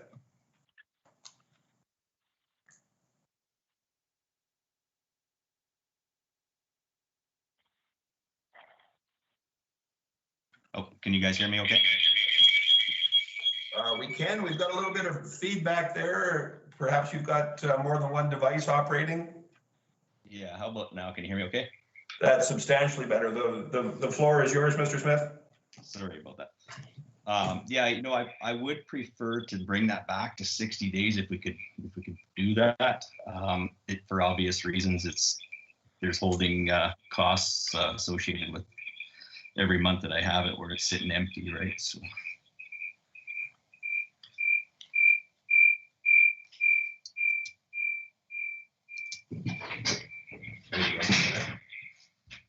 Are you still with us, Mr. Smith? Yeah, I can still hear you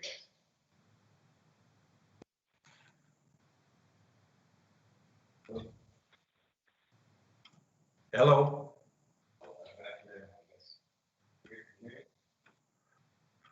We'll just give our applicant a moment here to deal with his technical issues, and perhaps he'll join us.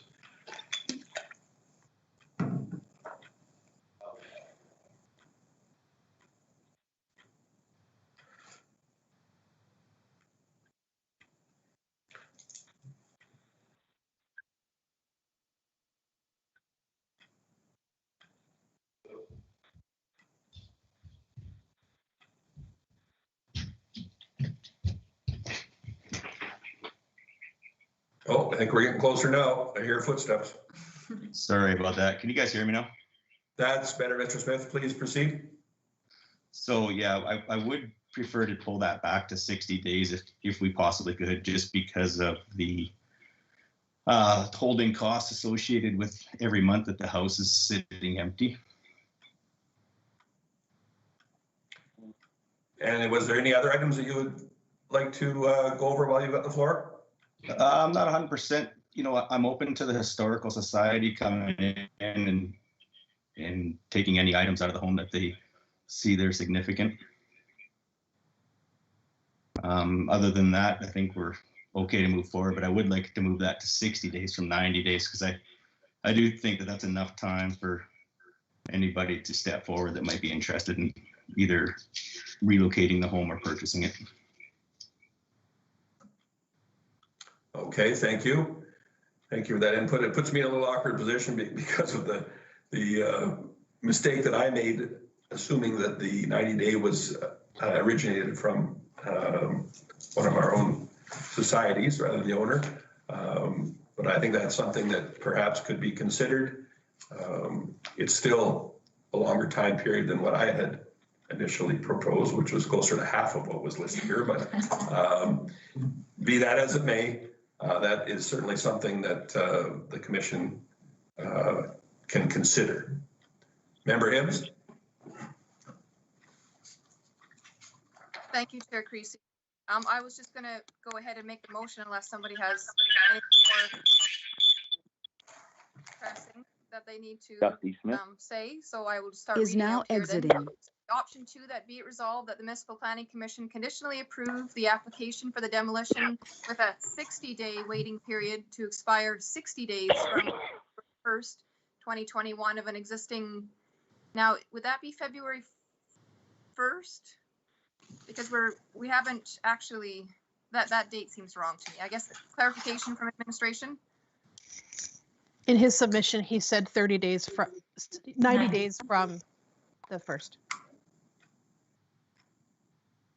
Okay, well, I guess we'll leave February 1st then. So from February 1st, 2021 of an existing detached dwelling and any accessory buildings located at 5404 49th Avenue, Lot 1, Block 21, Plan RN1B, zoned R4 Residential Mixed District and part of the Mixed Use Transition District overlay and the Historic Residential District overlay to allow for the sale or relocation of the house.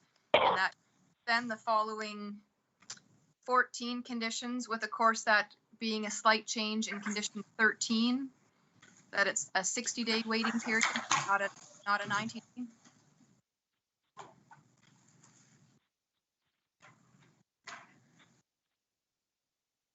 Noted. Thank you. Thank you, Member Hibbs. And just, sorry, before I let you go, Yeah.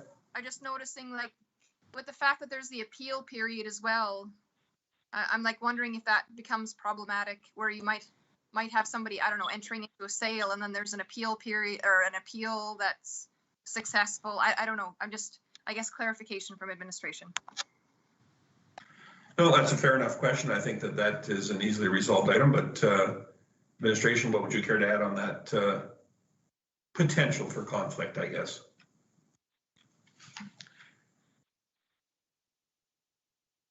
Myself, I don't see that the appeal period and the possibility of sale are necessarily interrelated. That's the subject to appeal date ends on February 24th, 2021 at 4:30 p.m. as outlined here. However,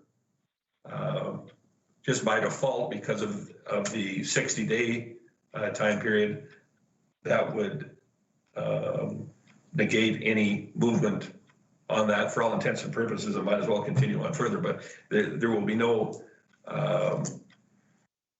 removal or demolition of the property until after that 60 days would be the way that I would read that. Does that seem reasonable? To me, I would defer to the development officer, Chapel, if she's able to confirm that.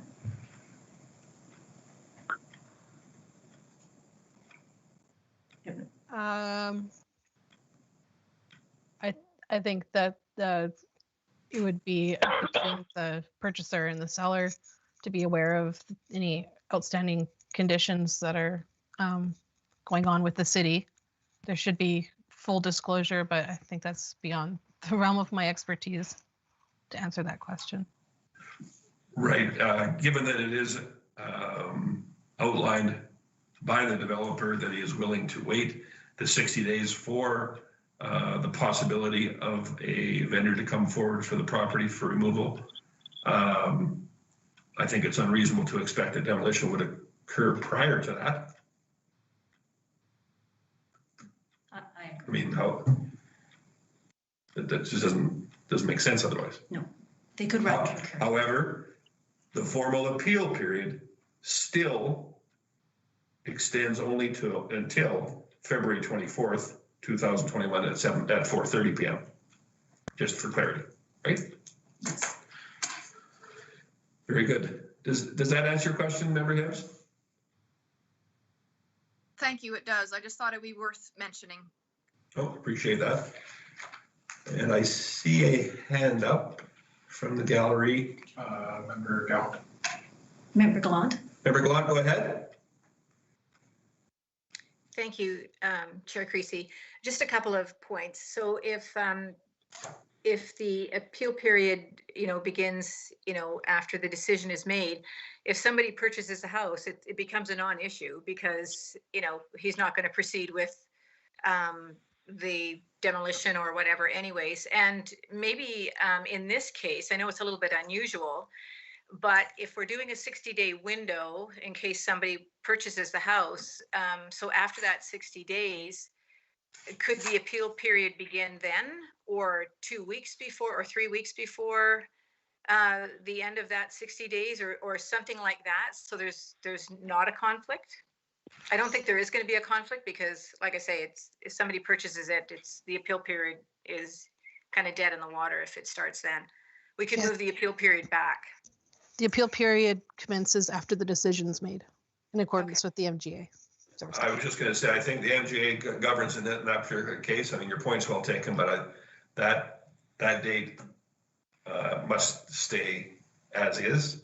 Mm-hmm. Fair enough. However, the developer still has graciously extended the 60-day time period to entertain for the removal of the building from the property, correct? Very good. Do we have anyone else who wishes to be heard at this time?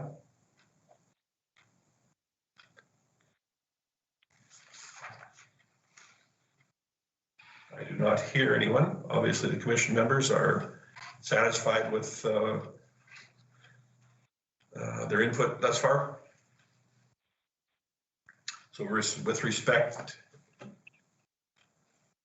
and I saw a light flash. Is that a indication that someone wants to speak, or it's background noise? Background noise, very good. Once again, part of our learning curve with technology. It is. So I believe that everyone has had their say in here. So we will call for a vote at this time with respect to the motion as brought forward by Member Hibbs and slightly revised option 2 as was read into the record. We're all good there? I'll call the question then. All those in favor?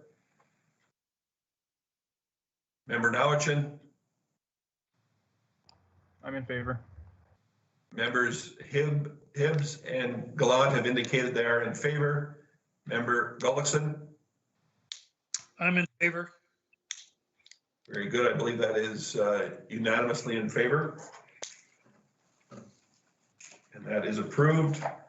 The developer will be notified accordingly, and provisions will be made for the date adjustments, and everybody will be made perfectly aware of those requirements.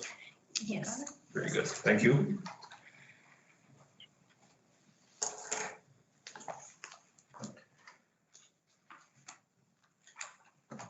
Where are we at here for time? So it is 6:50. Been 2 hours of deliberation. Would anybody care for a short break? I'm okay. Anyone? Speak now. We will slug on through. Next up, item 4.5, an application for a fourplex at 5404 49th Avenue, the same address as above. And Crystal will be taking this item as well. Please proceed, Crystal. Yep. Okay. Planning and Development Services has received an application for a single-story fourplex to be located at 5404 49th Avenue. Same address as the demolition. Consideration of this application is dependent upon the demolition permit being approved for the existing buildings currently located on the subject site. Neighboring property consultations were sent out to 20 property owners within 60 meters of the subject site. At the time of writing this report, 3 neighbors expressed opposition to the application and 1 expressed support for the application. Concerns included traffic and parking congestion with 4plexes, 8plexes, and duplexes very close to this location. Also, there are at least 4 apartment buildings within a 2-block radius. Street lighting is poor in the area. This is an ambulance route, which is used frequently. Too much street parking in the area. Hospital staff make the area busy. This area is not suitable for children. This is a quiet, mature area that will be flipped upside down for the benefit of the developer. Would the city not lose the boulevard shrubs and trees on the 54th Street side?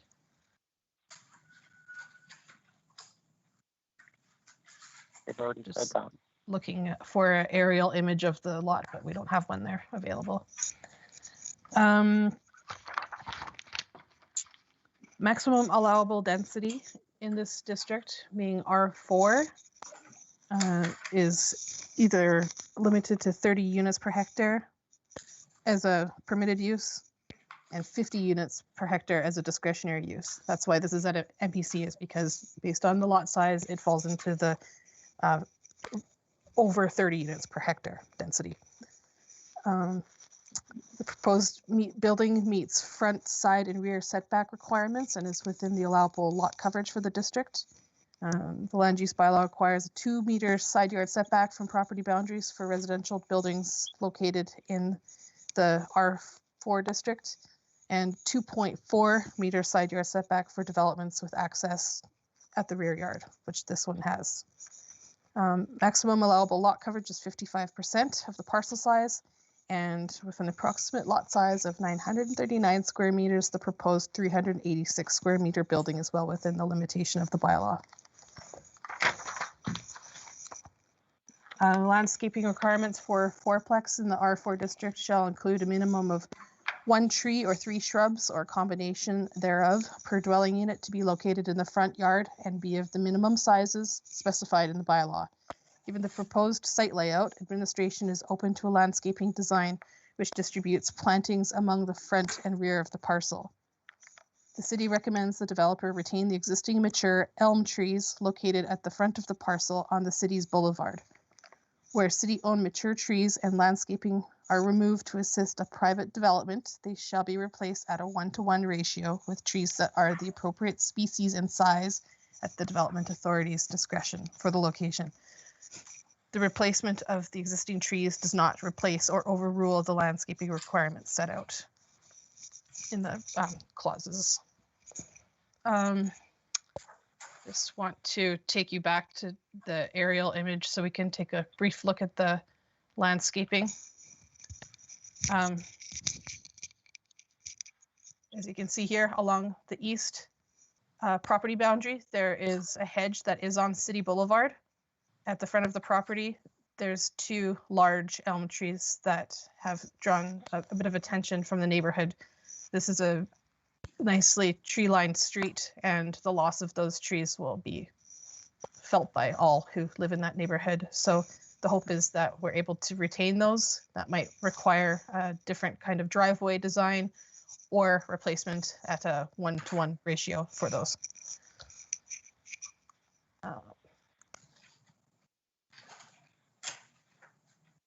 Sorry, there's no quick, smooth way of doing that. Okay, with respect to parking, based on the proposed development, 5 parking spaces are required for the development if each unit is on the same titled lot. If the developer chooses to subdivide the parcel in the future, a total of 8 parking spaces would be required for the development. 8 parking spaces have been provided, therefore the parking requirements will be met should a subdivision occur. With regard to loading spaces, each unit has a garage and a driveway, so we view that as being acceptable. Amenity areas, each unit has its own patio balcony at the front, so that requirement is met. In addition to being located in the R4 residential mixed use district. The property is located within the mixed use transition district overlay.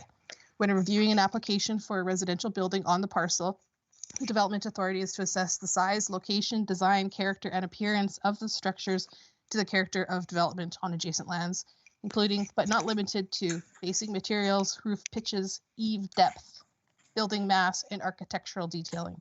All developments are encouraged to place an emphasis on the interface between public, semi-public, and private space through the use of elements including but not limited to front porches, verandas, and balconies to increase their permeability and spatial quality. The proposed design features the required and optional elements of the craftsman or eclectic design. Planning and Development Services has no concern with the design and the design elements of the building as shown on the revised or as shown on the elevation plan, and considers the proposal to be in alignment with the DARPA overlay. Just a quick future subdivision note. We are anticipating, if all of the approvals go through, that this parcel will be subdivided. The nature of a typical fourplex with 2 units facing a public road, street or avenue, and 2 units facing a rear lane requires additional considerations compared to a typical subdivision layout where each proposed lot has direct access to a public road. This includes issues relating to addressing for emergency response and delivery purposes, access to the public sidewalks, access to shared garbage bins, and access to main municipal and private utility services. Under single ownership and with one landowner and all 4 units rented, these issues do not arise. The situation changes when there's a potential ownership by 4 different parties. Recommendations. The purpose of the R4 residential mixed district is to provide an area for residential development promoting a mix of dwelling types, primarily in the form of street-oriented, multi-attached housing units and compatible uses. The proposed development meets the land use bylaw setback, lot coverage, and parking requirements. Planning and Development staff recommend approval of the fourplex development, provided the demolition of the existing buildings currently located on the subject site are approved with no appeals against the demolition being successful and subject to conditions.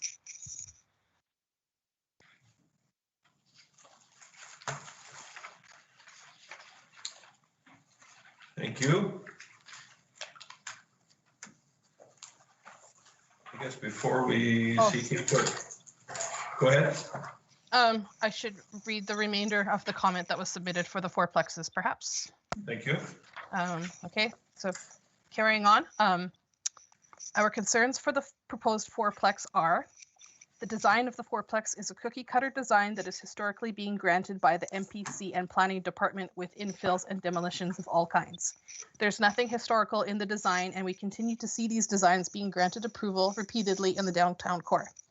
The granting of a fourplex is too large and too dense in this area. Now, a single family home would fit this property nicely. One needs to keep in mind that going from a single family home to a fourplex is to stretch the monies for the developer. It is not about what is best for the community and the citizens living in this area. Off the top of our heads, there are 2 large apartment buildings, many duplexes, too many to count, several fourplexes, a 3-plex, and at least 2 to 3, 6, or 8 plexes. This area cannot endure any further high density. Now, we are all aware that parking will become an issue, although it is never considered in these matters. It is very rare that a family these days has only 1 vehicle. A single car garage does not cover it. And even if parking spots are available on site, mark our words, they are rarely, if ever, used, and parking spills onto the street. And this is a street frequently used by our ambulances. Therefore, as you consider this request for a fourplex in already a high density area, safety of our first responders and the patients they may be transporting comes first. The alleys were not made to handle increased traffic that density brings. You are aware of this from previous info by citizens at MPC meetings.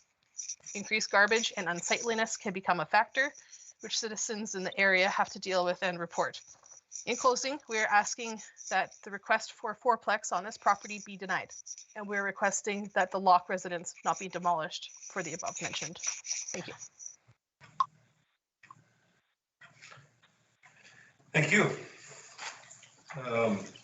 Just for clarification, with respect to density, just wanted to make sure that this is worded correctly.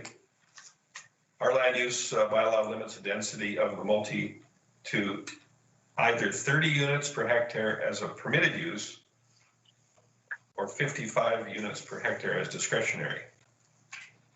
And I'm just curious, the wording seems odd. I'm curious, so what happens between 30 and 55? It's worded multi-attached housing 31 to 55 units is discretionary. That isn't the way it's read. It's outlined here. That makes far better sense. Thank you. So, given that that's within the 15% of the allowable or the discretion of the development officer, why is it before MPC? Not to put you on the spot or anything. Oh, no, that's okay. I'll just clarify. So in the R4 district, we have our permitted uses and we have our discretionary uses. Under permitted uses, multi-attached housing is allowed to be up to 30 units per hectare maximum. Once you enter the realm of being in between 31 and 55 units per hectare, you become discretionary. So this one falls in between 31 and 55 units per hectare. So the discretionary 15% does not apply at 30, above 30, 31 and beyond, it has to go. Very good. I just wanted some clarification. I think it's appropriate that it does in any event, but in this case, but thank you for that clarification. Yeah, no variances are being requested. Very good. And I have a hand up, but I do not have any idea who it is from. Member Gallant. Member Gallant? Member Gallant, go ahead, please. Thank you, Chair Creasy. Yes, I just wanted to reflect on the density as well. I mean, I live in pretty close to that area, and I can understand residents on these, older established streets having issues with multifamily units being, I think it seems like they're taking over. However, the other side of that is that, I think it's of value to the community. I do think, another option would be, a really nice home there. But I do think it adds value to the street. And I think too that I think we just need to be cautious, and I know the city is, and thank you for that clarification, Crystal, on the density issue. I think that would maybe ease the minds of many of the neighbors there.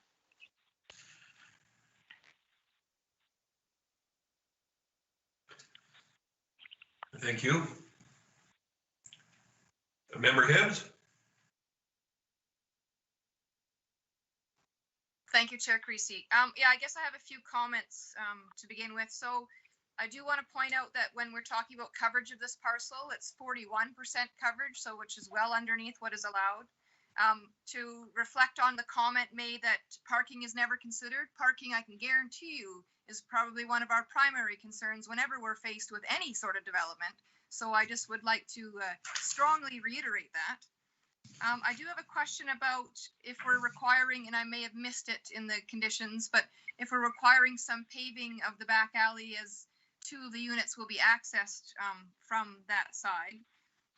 Sorry if these seem a bit scrambled, just because I was making notes as things came up. I noticed some of the feedback apparently was that this area is not suitable for children.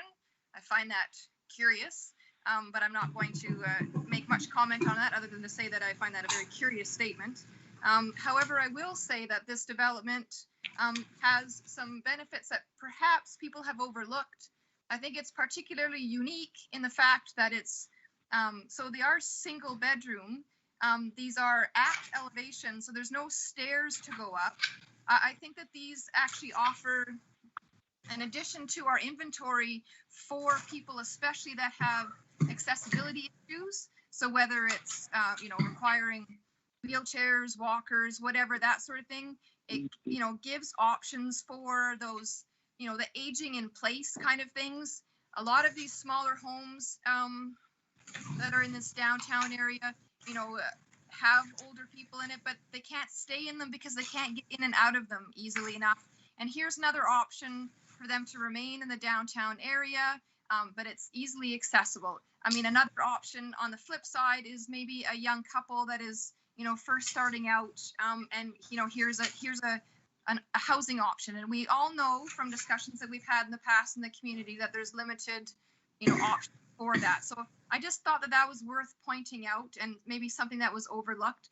As far as, you know, cookie cutter and, you know, craftsman, eclectic, whatever. I mean, we don't have very strong architectural controls, but we do have them. If, you know, the community at large really wants changes in that, they should contact council and changes can be made to the bylaw. But as it stands right now, I am comfortable that what is being presented does take into those design elements into consideration. It's only meant to have design elements. They're not meant to be replicas, you know, of a style, you know, that's not what we're asking for. That's not what the bylaw asks for. So those are sort of my random comments. Thanks. Thank you for that.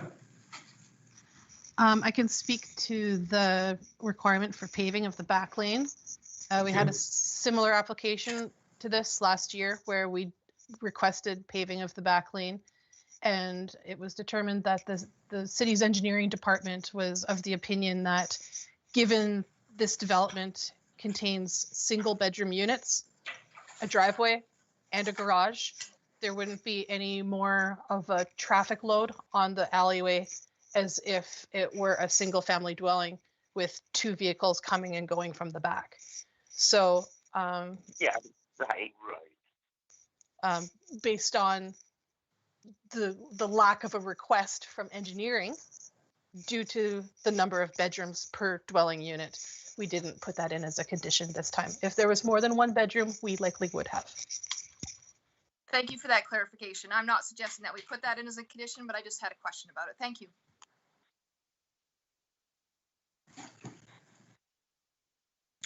So while we give the remainder of the commission, I would ask one question with respect to site. The site plan that I have here looks before me. I do not see any provision for the replacement of the elm trees, which I would expect are going to be in trouble in their current location on the street side. I'm assuming that the vegetation that is shown on this plan that I have is just current vegetation, not proposed, as one exists in the middle of the house. So can I get some clarification on that, please, Crystal? We have not received an appropriate landscaping plan for this development at this time.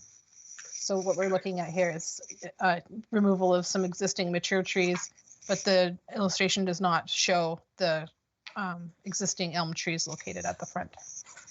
And just to refresh my memory, in the conditions that are outlined, there is provision for replacing of those elm trees and the hedgerow along the street in the side yard, along the side yard. In this particular case, I don't know if MPC would want to consider waiving that. The bylaw does say if you're removing any kind of tree or shrub off of city land, which is that boulevard, then you have to replace it 1-to-1. So yes, there's a condition for that.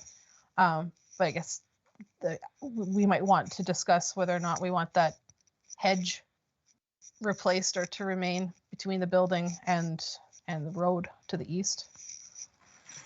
Yeah, I wasn't, certainly was not proposing that we eliminate that requirement. I just think that because of the very nature of the elm trees within Lacombe, I think it's an important enough issue that I would like to see those specifically addressed, that they would be replaced along that street side. Mr. Chair, it is condition number 12, so I don't know if that is sufficient. It states existing mature landscaping should be retained wherever possible. Where mature trees are removed to enable the proposed development, they should be replaced at a 1-to-1 ratio with trees that are appropriate for the location. It doesn't mention the hedge row. Right. And right, thank you for that. And that's specifically why I mentioned the elm trees. I don't want them replaced with a different species of trees. That's fine, the 1-to-1 ratio. I want them replaced with elm trees to match the boulevard.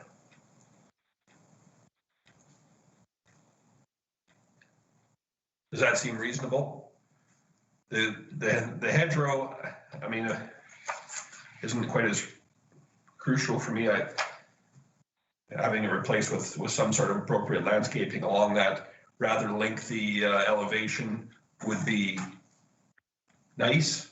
I don't know that I'm quite as stuck on that as I am with the elm trees along the boulevard, though, for my purposes. But something that I think that we should consider nailing down.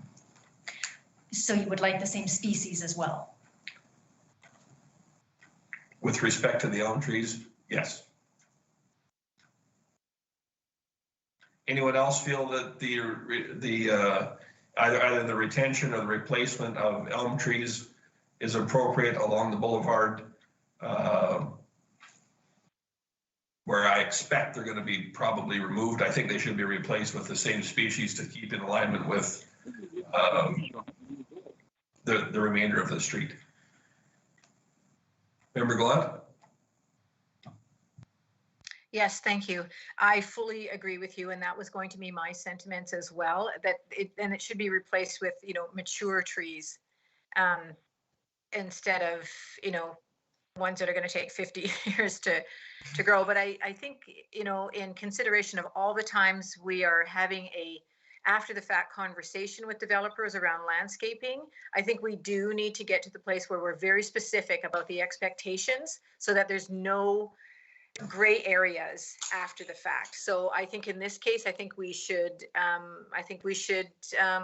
lay it out exactly how we expect it to go for replacing the trees.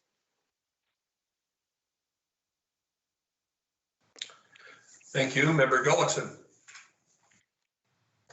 Thank you, Chair Creasy. I agree 100%. I think it'd be real nice if they were able to keep those trees in front, even if it had to be a common driveway in the front and then some different creative driveway configuration to make it work.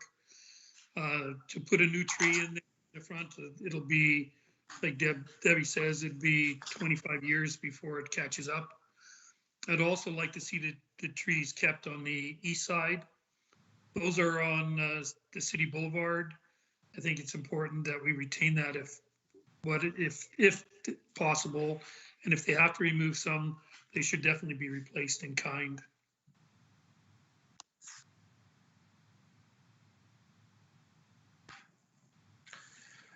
So if I can make a suggestion, then I'm feeling it's a substantial issue then for the replacement of the elm trees.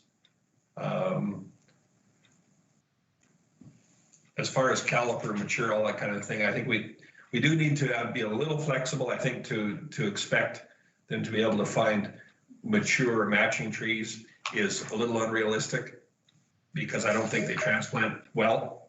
So I think we need to be realistic in that regard, but they need to be elm trees at least, and of a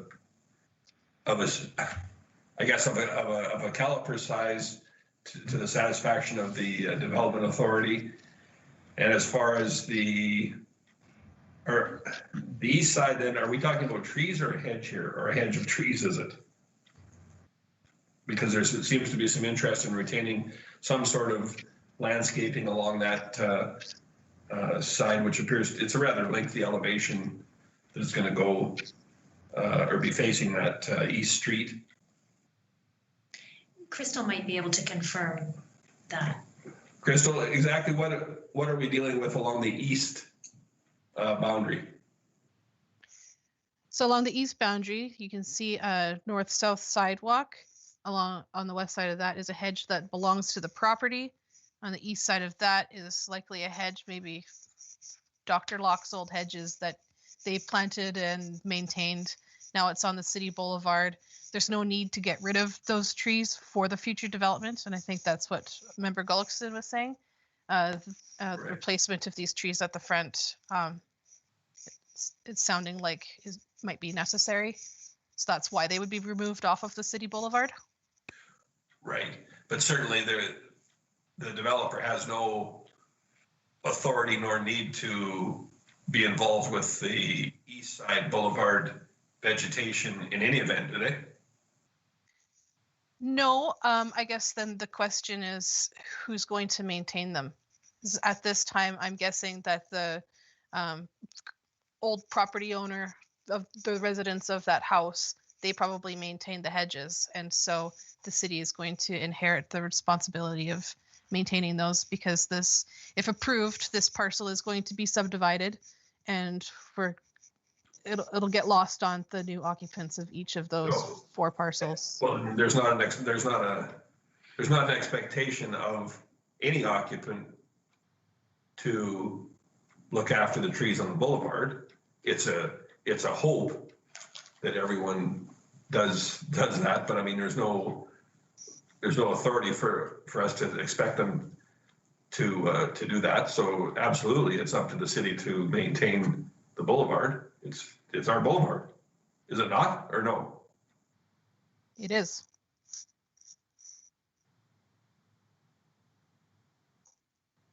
So we've opened a bit of a can of worms here. So as far as I'm concerned, east of the sidewalk is a non-issue. That's city property. That's got nothing to do with this development permit. I thought we were dealing with the replacement of existing vegetation on their lot. Was anyone else of that opinion? Member Gullickson? Thank you, Chair Creasy. I was concerned with the trees that are on the boulevard. And my understanding is that the homeowner or occupant of the lot is responsible for the boulevards, same as they are for cleaning that sidewalk. So either maintaining the, cutting the grass and reasonable maintenance of those bushes or trees. Could we have some clarification on that from administration, please? I'm sorry, Mr. Chair, I just don't know, but Okay. It is normal that homeowners would cut the lawn and be required. The city doesn't go out and do that. So I hear his point there. Right, and I think that seems reasonable as far as maintaining trees and whatnot. I really don't think that falls on the homeowner. I'm not denying that past occupants have done so. I know I do at property that's adjacent to me, but I don't think there's any expectation that a future occupant looks after the trees. If they have to look after the boulevard in front, as was stated, it's much like shoveling a sidewalk or those types of maintenance things, mowing the lawn, and that's one thing, but the tree end of it, Well, and I imagine a tree wouldn't need too much maintenance. I mean, they're pretty self-sufficient. So unless they were maybe hit by weather, they might need some maintenance, and that would be really the only instance that I can think that would be required. Member Hibbs. Thank you, Chair Creasy. Yeah, so I guess for clarification, I would be obviously supportive of the idea of trying to keep the trees at the front if possible, but I understand even the simple action of putting in a driveway may damage the roots, et cetera, and so they may need to be replaced. But yes, they should be replaced with the same species. As far as the bushes on the east side of the property, you've got the hedgerow that's on the property. Honestly, I don't think we should be forcing them to keep that or replace that. However, the lilac bushes that are on the east side of the sidewalk are on city property, are maintained by the city and should be left. There's no reason to displace them as far as I can tell, and I believe that's what administration says. So the expectation is that they won't be harmed at all and should continue to be left for the community to enjoy. Wonderful, and that was certainly my thoughts as well. Member Glad? I just wanted to make mention too, is that, on these big projects, the lot's going to need to be properly graded. So we can't expect the developer or the builder to go in there and have to, kind of pussyfoot around a few bushes and stuff in order to get proper grade. So they're probably going to have to clear that lot. And that's just the nature of, these builds. So as long as, if the existing foliage is replaced after all is said and done, then that's something that they're responsible after the fact. But in order to expect them to do it prior or during the building process, as far as grading goes, that's unreasonable as somebody who's well aware of what it takes to clear a lot to grade a house. Thank you. Member Hibbs. My apologies, I just forgot to remove my hand. Okay. I don't see any other input from anyone. Is anyone prepared to entertain a motion? Member Hibbs. Thank you. Actually, I do have one more question about the dumpster, like how that's being handled. Could administration just sort of reiterate what is happening there?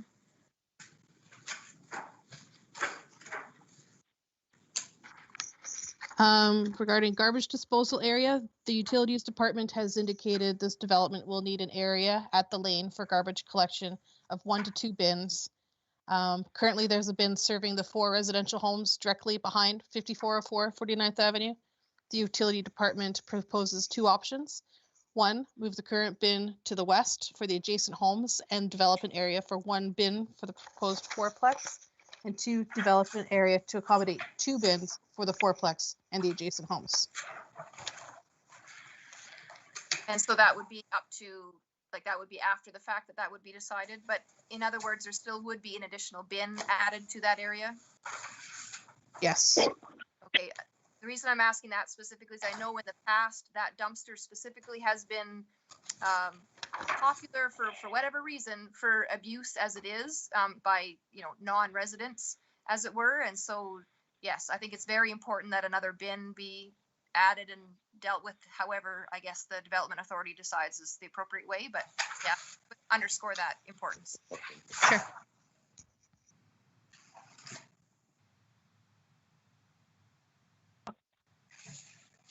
If nobody else is willing to make the motion, I will. I don't know. Chair Creasy. Yeah, I just heard some background there as well. Certainly, if there's a motion, you can proceed with that to Hibbs, and then I'll go to whoever else wanted to speak after that. There may be a resident who wants to speak. That's fine. Okay. Member Hibbs? Yeah, I'm just pulling up my package here. Sorry. Should have been a bit more ball here. All right. Mayor Creasy. Just one moment. Yeah, I will give you an opportunity to speak, and we just got a little business to take care of, and then you're next up. President, that's what Mayor Creasy. So what do you want to say? Sorry, I'm just not finding the proper. We don't feel that the 4-plex is ridiculous. Turn the audio off on that individual for the moment, please. Perhaps if administration can read out the resolution that was provided, I just can't seem to locate it quickly. Very good. Yeah, absolutely.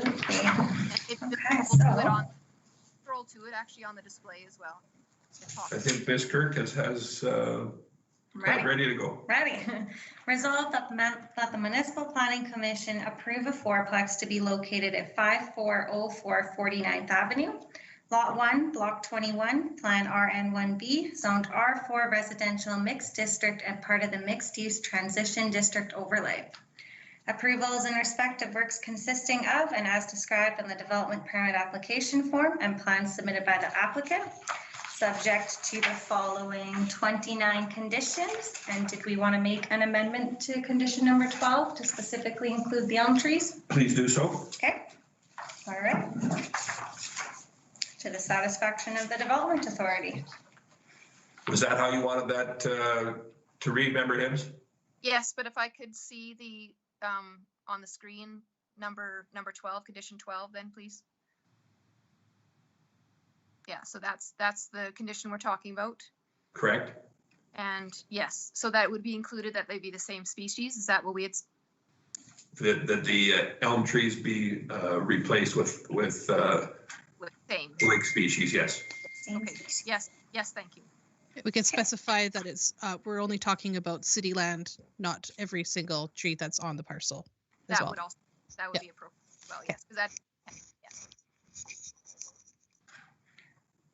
Okay, thank you. Now, there was an individual there that was wanting to speak, and although it's a little unusual, I'm happy to entertain the individual. If you could just state your name for the record and go ahead and the floor is yours. Well, thank you. I'm a resident, and I'm just saying, in regards to when you said there's hardly any children on this avenue, with this fourplex being brought forth, there's not a lot of play area for kids, and there's no playground area close nearby. As far as the parking in the back of this duplex or fourplex, there's no back alley to take and give them access for two vehicles to pass each other, because the back alley is adjacent to it. And I just don't understand how it can be made that it would be such a small complex that it just doesn't make sense to me. And you would lose part of your boulevard because of the backing out on the front on the 54th Street. You'd miss most of your backing into a highly busy area with the ambulance route. And the lighting is so poor on this corner, and that's the only light down 54th Street, and the majority of the residents would have no lighting. And that's just some of the points that I wanted to bring up. Very good. Thank you for your input. Hopefully I can remember them all. With respect to children, I just wanted to make sure that you understood that these are single bedroom units. I mean, that does not preclude someone from having children there, but I think a reasonable person would suggest that is rather unlikely. Well, then you've still got people, like, it's just a swinging door. Like, I mean, I live right beside a fourplex, and it's a swinging door. Like, that's what I'm saying, like, for the community, like our little community here in this area. Like, and we're surrounded by duplexes and fourplexes and two apartment buildings down the street. Like, leave some of the residential areas here. Okay. So with respect to the first point, you're aware that these are single bedroom units? Yeah, okay, now I am. Okay. And you had also mentioned potentially some issues with regards to street lighting? Yes. And certainly your concerns will be forwarded to our engineering department for review. I will see that is done, because that is certainly a concern. If in fact they fall short of the standards that we have throughout the city, then I would expect that we will have to work into a plan, some adjustments in that regard. Especially with them backing out onto the streets with the ambulance route. Right, and I mean that requirement is the same as anyone else on any street with a driveway that extends to it, but your point is certainly well taken. And then the parking, somebody said earlier, like in their comment or in a letter to you, that 9 times out of 10 they use up all the parking around here, and it's already a busy street. But that's enough.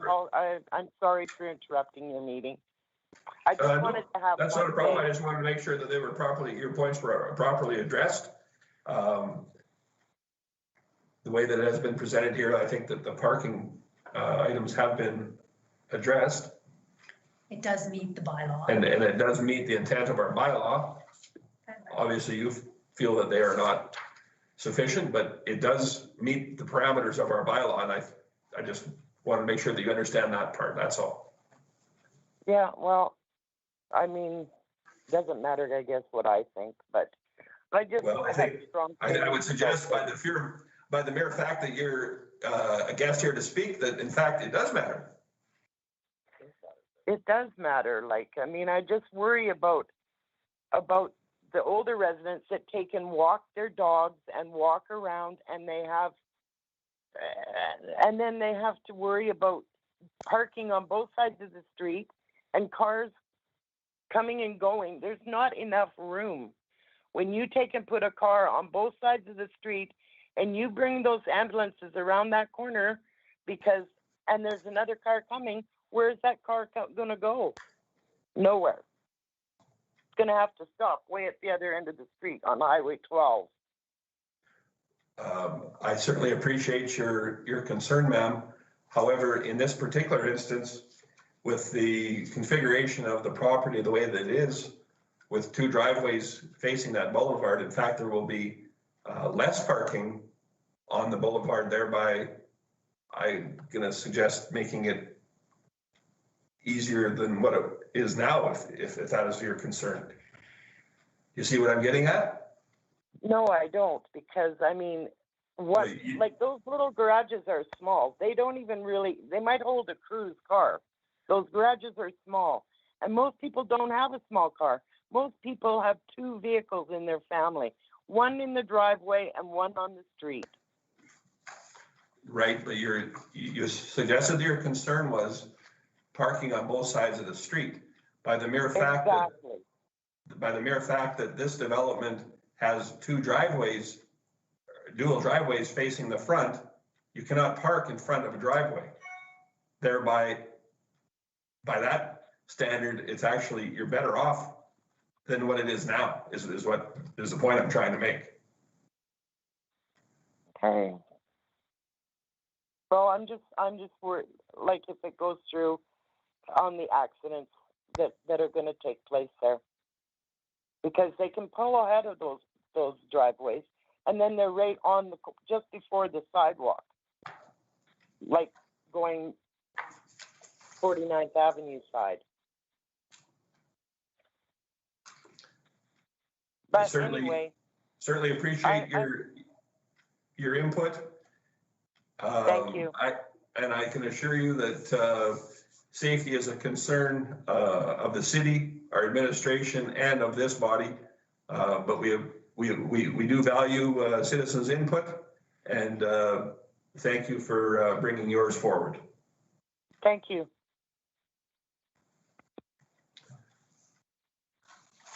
All right, and I see a hand up on screen number 4. It's another member of the gallery. They don't have a name listed. Okay. Now, is it appropriate because I'm granting people an opportunity to speak, that they state their names? Because I don't know that last individual did. I think that would be. And that was, I actually asked for it, then I didn't follow through, which was certainly my mistake.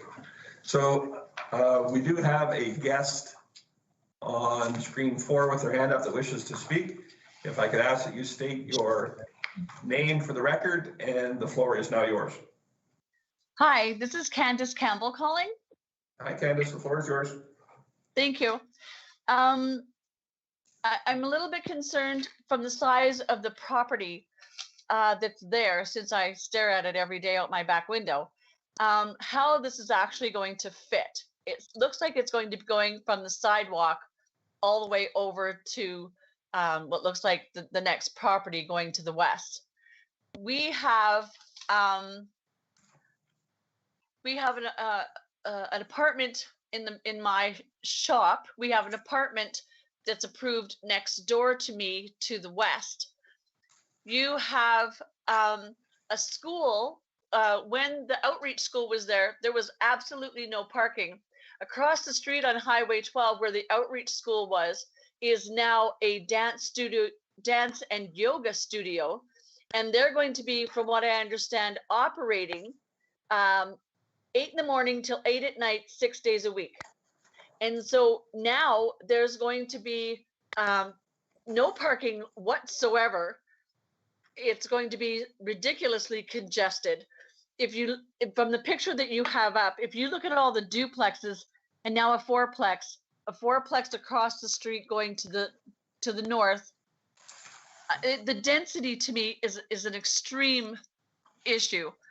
But like I said, nobody's thought about the school that is opening, that will be so many parents bringing kids in and out for a 12-hour period. Did any? I could see a single family or even a duplex. I think a fourplex is way too much. I think it's just too much for that area. Okay, I believe that as far as the density requirements, we did. Yeah, go I know through you that. discussed it, but I think it's wrong. And like I said, nobody's even discussed what's happening with that new school opening up in June. The density is wrong as stated, or just that it's too high in your opinion? I just want to be sure that we're clear on that. It's too high in my opinion. Okay, fair enough. MPC because And because it's at MPC right now, because it's discretional. Is that correct? That's correct. Then if anything, maybe a duplex, but I think a fourplex is too much. With all the things that are going on in that back alley. And plus, I mean, I'm a store. I have parking for 6 right there. I mean, at 5:30 when I'm closing and people are coming home, and we already have a garbage issue.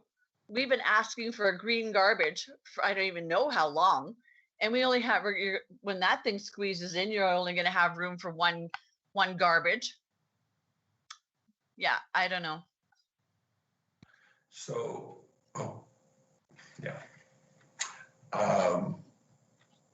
Jack wants to speak. Just a sec. Go ahead. My name's Jack Campbell. And I just a similar issue. I think a fourplex is just too much. I think, and that's why you guys are talking about it. But I haven't heard a lot of discussion about changing it down from a fourplex to a single family or a duplex. I think that's the issue with most of the neighbors, is that that density is just too much for that corner, where a single family dwelling or a duplex would make more sense. That's my issue. Okay, thank you, sir. We will certainly take all of the input that we have heard this evening and was presented in the report under consideration. Thank you. Thank you. Members of the commission, any additional input?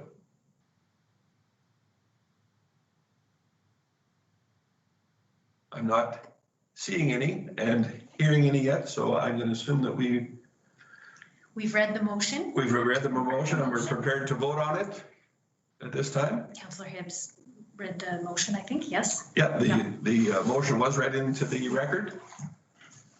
And I see no reason why we should not entertain and vote at this time.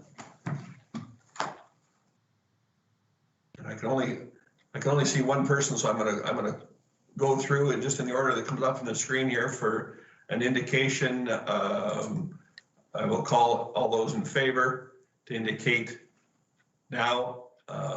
Member Nowichin. I'm in favor. Member Gullickson. I'm in favor. Member Hibbs. In favor. Member Gallant. In favor.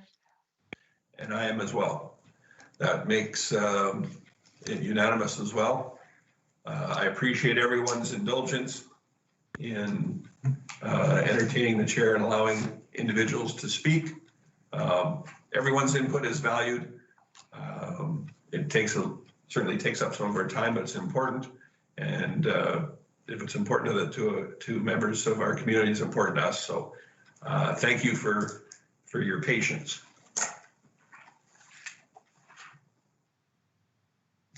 That brings to a conclusion the permit application portion of our agenda. And I'm assuming that because we have item number 5, a summary of permits issued by the Development Authority, that we have some to be brought forward. We actually don't this time. Next time. Okay, so that is an empty item there. Item number 6, an informational point. We have a tentative MPC meeting for March 3rd, and as that becomes a little closer, we'll be advised if in fact that is required. Obviously, there is some pending items, but that's just by the very nature that could change, and members of the commission will be advised accordingly. Is that correct, administration?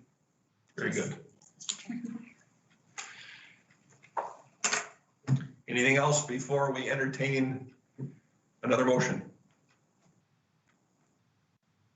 Member Gullickson? I'll move that we adjourn. Thank you. Member Hibbs, did you have anything prior to us entertaining that motion? Sorry, just a clarification. So we will not have an MPC meeting on the 17th. Correct. That is correct. The next one that is a possibility is March the 3rd. Okay, perfect. I just wanted to make sure that was really clear so I can eliminate it from my calendar. Perfect. Very good. All those in favor of adjournment?